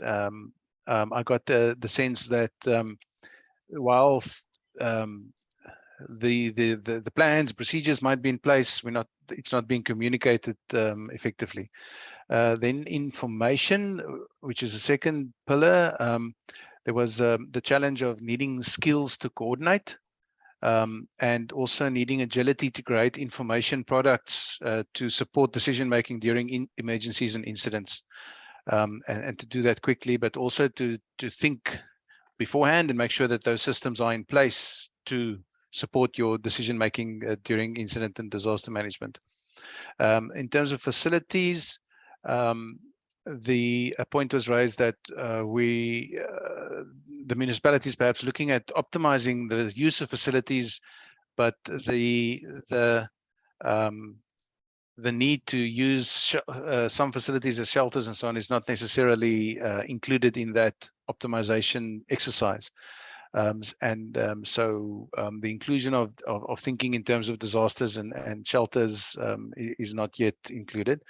A point was made that we are, in terms of climate change, we need to start preparing cooling centers and such like, but that's obviously still far away in terms of implementing those, hopefully not that far away. Then in terms of equipment, the challenges are to make sure that emergency equipment are typed according to the incident command system. You need to type your resources and know where they are, and that's not adequately done. But there is some positive points, and we're looking at challenges and not the strengths at the moment, but there are caches of urban search and rescue and other equipment, for example, in the Western Cape, established by the province for the use by the different teams as required. The challenge of a hunt for equipment and the challenge of having a GIS system in place for spatially enabled information management, and then coordinating non-emergency resources. The emergency resources, aka the Blue Lights Brigade or the emergency services themselves, their coordination is well established. But coordinating in an emergency, non-emergency services, private sector, volunteers, all of those in terms of their resources and making sure it's pointed in the right direction and effective and efficient is a challenge. And also optimizing what we have. We might have great systems, but we're not optimizing their use effectively to the best of its abilities. So that's equipment. And then lastly, personnel. The challenge that training lags behind the processes and plans being in place. The challenge of having common systems, people understanding where they slot in a bigger incident command, multi-agency coordination, unified command kind of situation. Understanding where they slot in and how to slot in and how to plug in basically to the larger incident management or disaster management organization. Sorry, so those are the few challenges identified within the City of Cape Town. Thank you. Brilliant, and thank you for all of those. I'm sorry we're going to dash through today. And again, just for everybody else, just to remind you that we're going to meet with your facilitators after you go and get a well-earned rest at the end of this workshop. So everything you've said has been captured, will be reported, and will be fed in tomorrow's discussion. So if I can come now to Buffalo City, and if I can ask colleagues to help us, try to keep your sort of feedback just to a few minutes of the key points. Your facilitator will give us all of the detail when we meet afterwards, but I'm aware of the time and I don't want to keep you longer than necessary because we want you to return energized and ready to go tomorrow. So we don't want to marathon today. So please, Buffalo City, who's going to report from there, Monyeki? We've got Owen. Thank you. Are you Owen. able to display it for me? Because I don't have notes, as I said. Great. Yeah, just quite happy for you to just pick out the key headlines if that's easier for you. We're going to, there's quite a lot in this. The first one is the legal framework. We tend to still have a silo mentality, and a lot of that has come from the Operation Pakisa. The staff training and resourcing is a big issue. There's no driven or risk-driven initiative from the sector departments. And disaster management, we have moved away from the advisory forums because they do not have teeth, and we're looking at creating thematic teams that will be appointed contractually, but that hasn't happened yet. Let's go to the next one.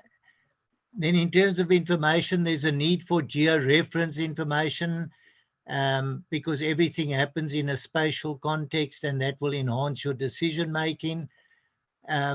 There's also the issue of having funding for impact-based forecasting. At the moment, the forecasting is very generalized and we haven't got it down to community level. And I think the last one that's important here is that social media can be your friend, but it can also be your enemy during disasters. Next one. In terms of the facilities, Operations Center is not up to standard for emergencies. We've found that we don't have windows, for instance, so we couldn't utilize it during the COVID, and we are planning to have that rolled out in the coming years. Training facilities must be flexible. They must not be dependent on electricity. You must be able to go to a community and actually do your presentation with the basics. Where you can get a hall and all the bells and whistles, it does help. And then lastly, with the use of community halls, although it's not socially acceptable, it is probably the easiest way to accommodate people on a short term after emergencies. A need for, again, tools of the trade that can gather spatial data and do it quickly. A place like Buffalo City, we're 3 hours from any other major city. So Port Elizabeth, Durban, Bloemfontein, a minimum 3 hours that we're on our own. So it's something we've got to bear in mind.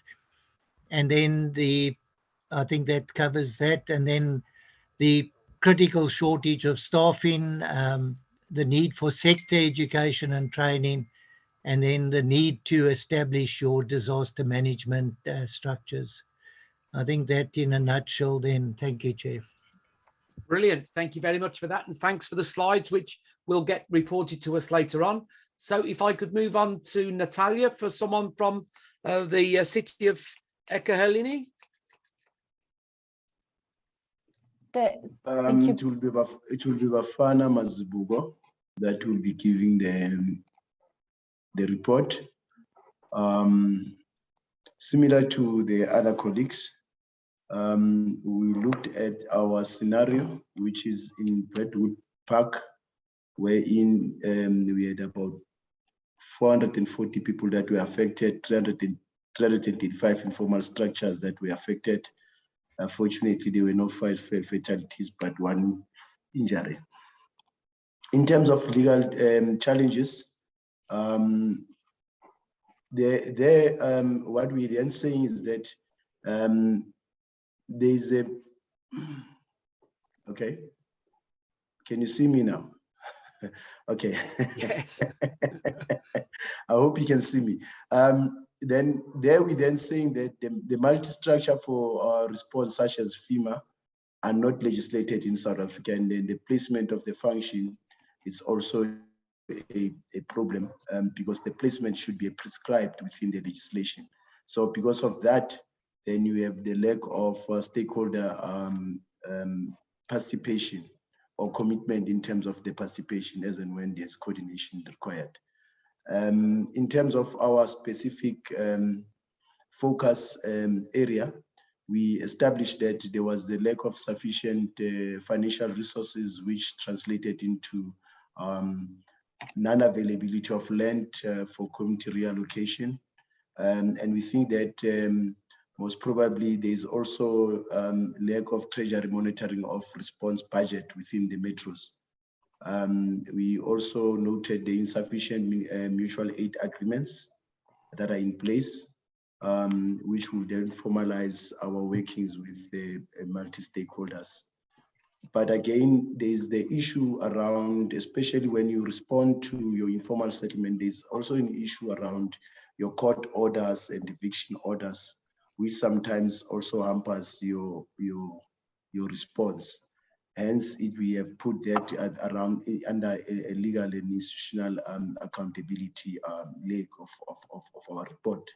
In terms of information, there we then said probably there's the lack of cooperation from the communities as and when you want to engage them on the identified risk.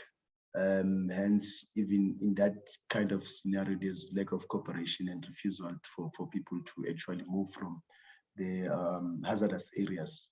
But we also noted that the city also lacks your disaster information system, which is at the metro level for effective sharing of data and information between departments and across sectors.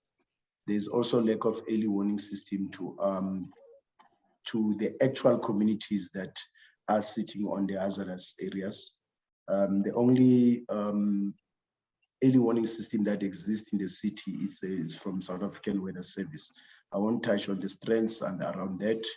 And around facilities, we identify one challenge, which I think also Owen has spoken to this one, that we normally use halls as your temporary shelters. However, you will then find that they are not adequate and sufficient in terms of as sites for your emergency sheltering. Most probably the city has to look into that aspect in terms of the emergency sheltering. Then in terms of the equipment, generally the city does have your good equipment in terms of our emergency services for urban firefighting and rescue. However, in terms, as well as the ICT, we do have the good support in terms of the ICT. However, we are not actually having equipment that are relevant, especially for hazardous, such as your floods. So in that regard, that is the challenge that we actually identified within the city. And on the last aspect, that is personnel, we noted that there's no budget for regular drills and training in the city, which then, in terms of you wanting to upskill the personnel, it becomes a challenge. And in terms of building those coordinations, coordinated response, then you then have a challenge, because as and when you have drills, you are able to build up those relations that I think the first speaker talked about, especially around your FEMA and developing your systems. And lastly, we then say that there's no sufficient personnel within the city. You basically have 12 people that are responsible for more than 3 million people, with the size of the city itself and with the number of informal settlement. I think there are 112 informal settlement in the city.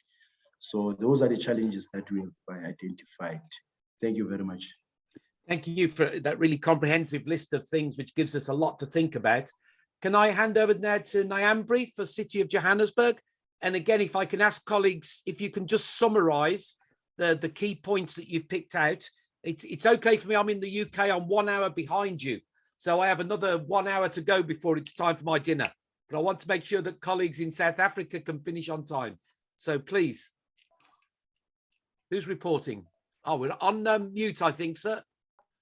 On your Yes. I have a power outage, so I'm using a lamp. So I will not switch. This is disaster management. Disaster management in play. Yes.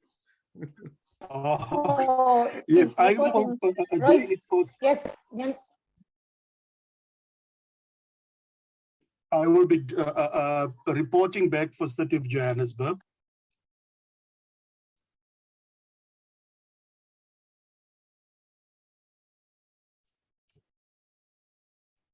I think we've lost Neil. Neil, you should unmute yourself, Neil. Oh, okay. Yes, thank you. Sorry. I will be representing City of Johannesburg, running through the highlights. In terms of our legal challenges, we do have a legal framework generally in place in terms of South Africa, but implementation has been challenging. And then there's a big non-compliance to the budget, that an element of the 0.005. I don't know if someone's okay. Yep.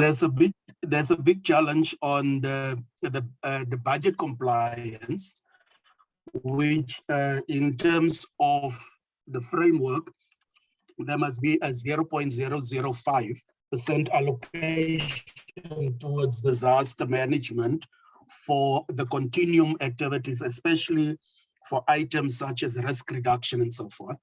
And then also in legal compliance, we have a big challenge with competing legislation. And these are especially when we do emergency accommodation and transitional housing. We have a TENEA Act 62 of 1997 that pose a threat to disaster management activities, in the sense that once you put someone up in a location or in an emergency housing, you have certain timelines of 72 hours and so forth. And once you don't remove that person, you must provide alternative accommodation, and it creates problems for people providing us those transitional housing. In terms of information management challenges, our early warning systems are largely through social media, and it is not timeless because it's reliant on source, on the South African Weather Service. And then we also have a language barrier due to diverse cultures and things, and therefore communication and information sharing to these areas are quite difficult. And facility challenges, the facilities are vandalized when we're placing these people up in recreational centers, churches, and schools. Therefore, it is quite challenging to find available places to put them out, to put them up. And also, linked to the point above, when placing people in facilities, as I've mentioned, it's very difficult to get them out. It becomes a legal process, and that can be quite long and dragged out. In terms of equipment, we say that in certain areas, the tools and equipment, talking on the fire equipment, trucks and so forth, they can't access certain areas. and especially in informal settlements. People build on fire, the hydrants, they damage infrastructure and all those kind of things, and that gives a difficult to access informal settlement based on our scenario with the equipment at our disposal. On personnel, we said key role players are not available after hours. Disaster management is working 24 hours, but just for an example, social development and Department of Housing, they might not have people on standby. And when we need them 10 o'clock at night, 12 o'clock at night, it becomes problematic. And then safety of personnel after hours is also a concern. We had several females in emergency management being raped, unfortunately, and assaulted and so forth. And we also had disaster management officials being shot at. So those are some of the safety issues. And then lastly, a facilitator is just the general challenges, which states that the process of procurement, relief material and so forth, it can be quite cumbersome. And then some non-governmental organizations or donors do not want to assist foreigners that cannot prove their status. So therefore it delay our humanitarian benefaction and beneficiation. And then reliance on NGOs pose a problem of because they are fatigued, they don't have the resources, and we keep on asking them. And then lastly, it is just that an emergency response plan is in review, and therefore we lack some implementation in that regard. Yeah, that's a summary of all the main points, facilitator. Thanks. Thank you, and thank you for struggling with the outage there. You've done brilliantly. Thank you. So, Darman, do we have a colleague from the city of Manang? I have requested Billy. If else, I will just report quickly. Billy, can you report on behalf of the team? Darman, thank you for putting me on the spot. I've made some notes. I hope you can jump in whenever it's possible. Sure. On legal and institutional arrangements, we luckily do have a disaster management plan in place. However, the biggest problem is that we lack on the advisory forum stakeholder participation, which is very key for us to coordinate properly. And then one of the main issues is that our political principles do not find disaster risk management as a priority. They only realize that when there's an emergency incident. Hence, the next challenge is, that's why we are sitting with a challenge of improper or insufficient funding for disaster risk management. We do not want just to respond. We just don't want to give food parcels and clothes out. We want to be proactive. And to be proactive, the mitigation and the preparedness plans that are in place should be funded also, and that's where we lack currently. One very interesting thing that I must inform you is that we have the Municipal Finance Management Act, and with supply chain policies in place, and they talk about emergency procurement. But the moment you would like to do emergency procurement, then you need to do motivate a deviation. And the moment you speak about the deviation, then the chief financial officer and the city manager will jump at you because they want to stray away, because these deviations create audit queries for the Auditor General. So National Treasury, who's part here, should take note that I think one of the speakers earlier said that we must review our policy statements, and emergency procurement should not be part of deviations and cumbersome protocols within the financial supply chain management policies. That's a big challenge for us. Then information, yes, there are some small gaps in communication, our early warnings towards our community. We make use of webpage intranet, we make use of social media, which is a big problem because you can have false alarms and information also being shared on your social media platforms. And we also use WhatsApp groups, but The main issue is that the community do not want to respond to any warnings that we issue. And when you, for instance, say to them that you need to evacuate an area because of the risk and the hazards that are actually forthcoming, they will simply tell you, but are you going to give us police, law enforcement officers to look after our property and all these type of things? So you cannot even remove those people, and they are then a burden on disaster risk management again. That is just on information and communication. I also do believe that capacity building programs is part of information sharing to the community. And we are not doing very good on that level also because of financial constraints. Facilities, we do not have a focal department responsible for temporary shelter. When the incident struck, it, as you all know, the colleagues know, it becomes disaster risk management problem. And as Joburg has just stated, and we are the only people available with emergency service, fire and rescue to assist us and traffic people. We haven't also identified open spaces for evacuation of big communities, for instance. Say, for instance, if you want to relocate informal settlement, which is now flooded, we haven't yet identified because human settlements and planning doesn't want to come to come and play their part. We have municipal buildings and halls available if there's a need for that.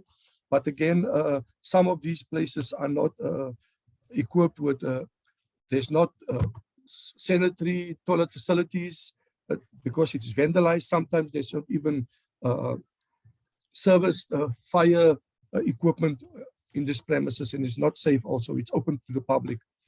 Billy, I don't want to interrupt you too much. I wonder if we, just because of time, if we can just, if you can summarize yes. quickly. Quickly, overall resource constraint with fleet and tools of trade. We have radio systems in place. However, the experience during load shedding is cumbersome. We have no MOUs with private sector on equipment if there's a need for us to respond. So it's cumbersome. And then on personnel, like all we've said, it's staff vacancies that are not funded for critical posts. And we do conduct simulation drills, but it is not focused on the involvement with communities itself. Thank you very much for that. Okay, and sorry for rushing you at the end of the day, but I'm thinking of everyone's time. If I can move us over to Judy for Nelson Mandela Bay. And again, if we can just get the key headlines, because none of these points will be lost. Your facilitators will feed back on your behalf at our session after the workshop closes. But Nelson Mandela Bay, who do we have? It's Henry Lansdowne will speak on our behalf. Thank you.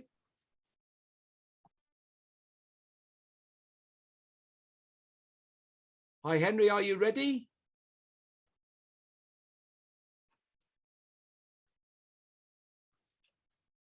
Henry's currently showing as being on mute and camera off. I don't know, Henry, if you can turn on your camera and your sound. I can fill in for Henry if he's unavailable. Yes, please. Just some of the headlines if you can. Headlines as best as possible and as short as possible. In South Africa, we have excellent policy, but we are poor when it comes to implementation because we don't consider the impacts of that policy on human resources and funds. It's just asked me to share video. Sorry, there we go. We have good plans at a directorate level, but not as an institution, so it's not holistic. In order to mitigate a disaster, emergency procurement is not supported by the Disaster Management Act and Municipal Financial Management Act and the Municipal Systems Act, whereby it actually gives someone power or authority without fear of the Auditor General.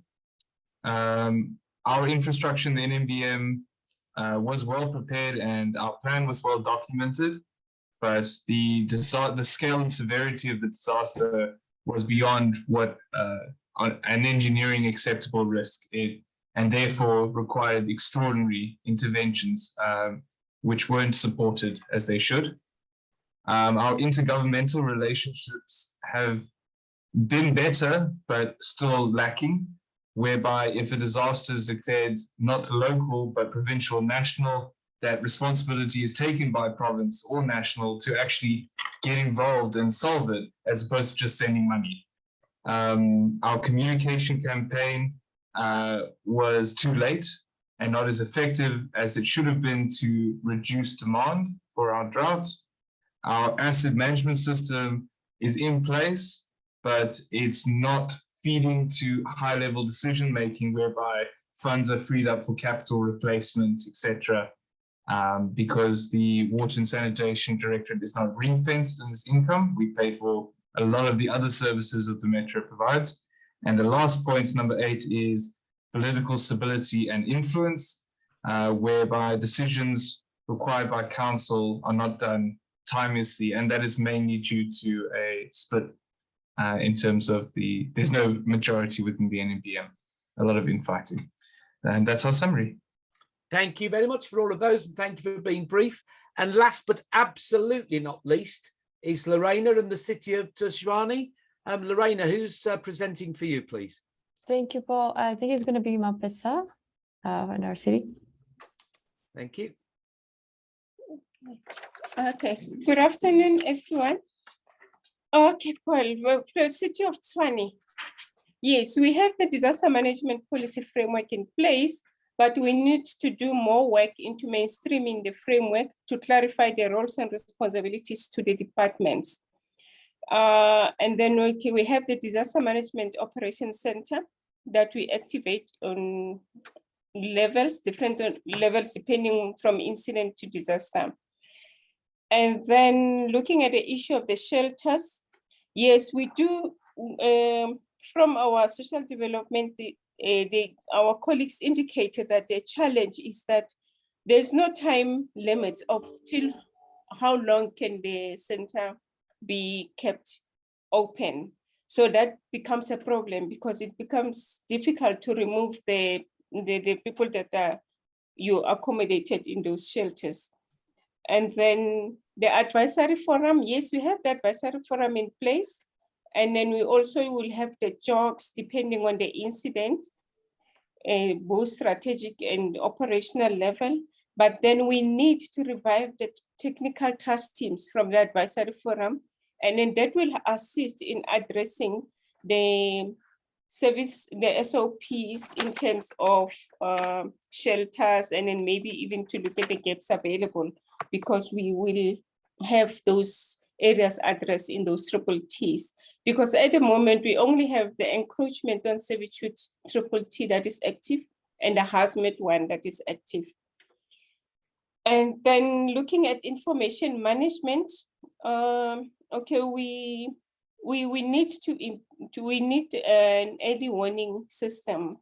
And then we also don't have the integrated information management system that will enable us to involve all other stakeholders. So we really need to look into that as a city.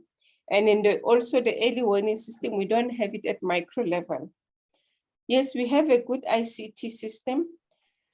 And then the other thing is that we're depending also on South African weather services. So yeah, that is why if we have our own systems, that will help much better. And then in case of the relief, I think if there can be more budget, especially allocated to our sister department, the social development, because they have the food bank, but the food bank is actually more for the indigent communities. So now when we need them to assist, they have to tap into that. So with more assistance, that can be helpful. And then in the issue of the part of equipment, we don't have a clear inventory on in that area. So that we need to look into. And then also, what did you say about the centralization? Oh yeah, we don't have a centralized inventory. Okay, my colleague is sitting with me here. So yeah, and then, let me see what if I missed. Okay, yeah, all right. Otherwise, yeah, then the biggest challenge, like I said, is how to remove the people from the from the shelters, it becomes a real issue there. And then financing. Oh, okay, mentioned that social development said they don't have funds for emergency social relief. They only have what they've budgeted for.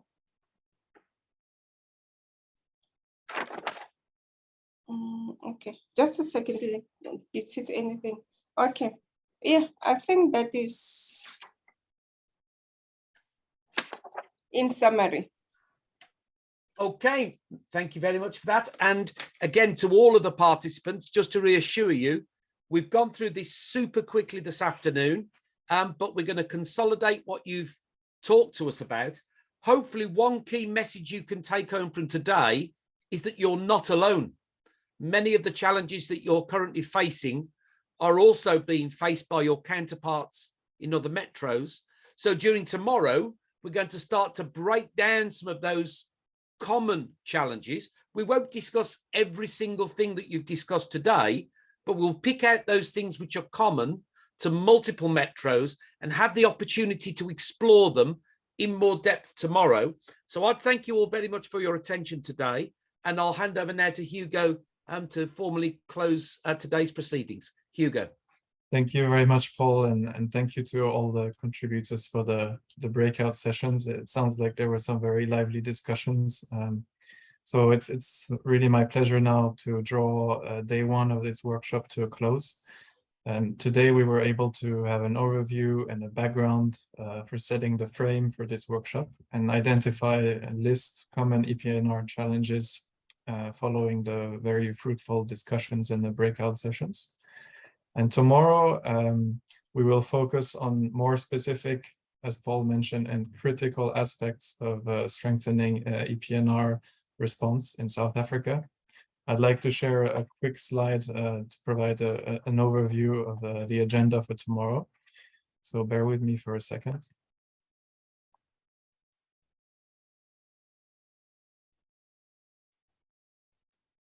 So the objective for tomorrow will be to consolidate the findings from today and come up with a list of gaps and best practices that could be developed to address EP&R challenges.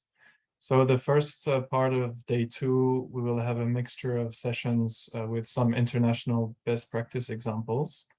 And then another round of breakout sessions, this time, as Paul mentioned, we will organized by sectoral groups. For breakout rooms tomorrow, please note that you should receive from our team an email at the latest tomorrow morning outlining your assigned sectoral group for the breakout rooms tomorrow. And tomorrow, at the end of the day, you will be able to clearly identify gaps and potential ways forward to address EP&R challenges.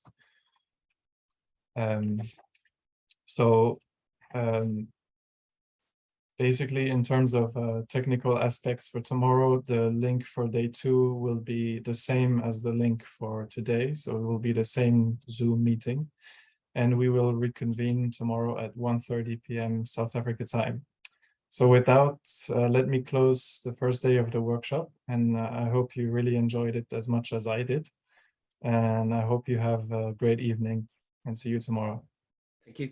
Just one last quick goodbye to everyone. We've just received a link in the chat to the video that eThekwini produced, and I've just received a copy of the LLE report, which we can make available to you tomorrow. So you can go and have a look at the video tonight, and you'll have the access to the other materials for tomorrow. So have a great evening. We'll see you tomorrow. Thank you. Thank you, Paul. Thank you. Take care. Bye-bye. Thank you. Thank you. Bye. Thank you, everyone. Bye-bye. Thank you. Bye, everybody. See you tomorrow. Thank you, everyone.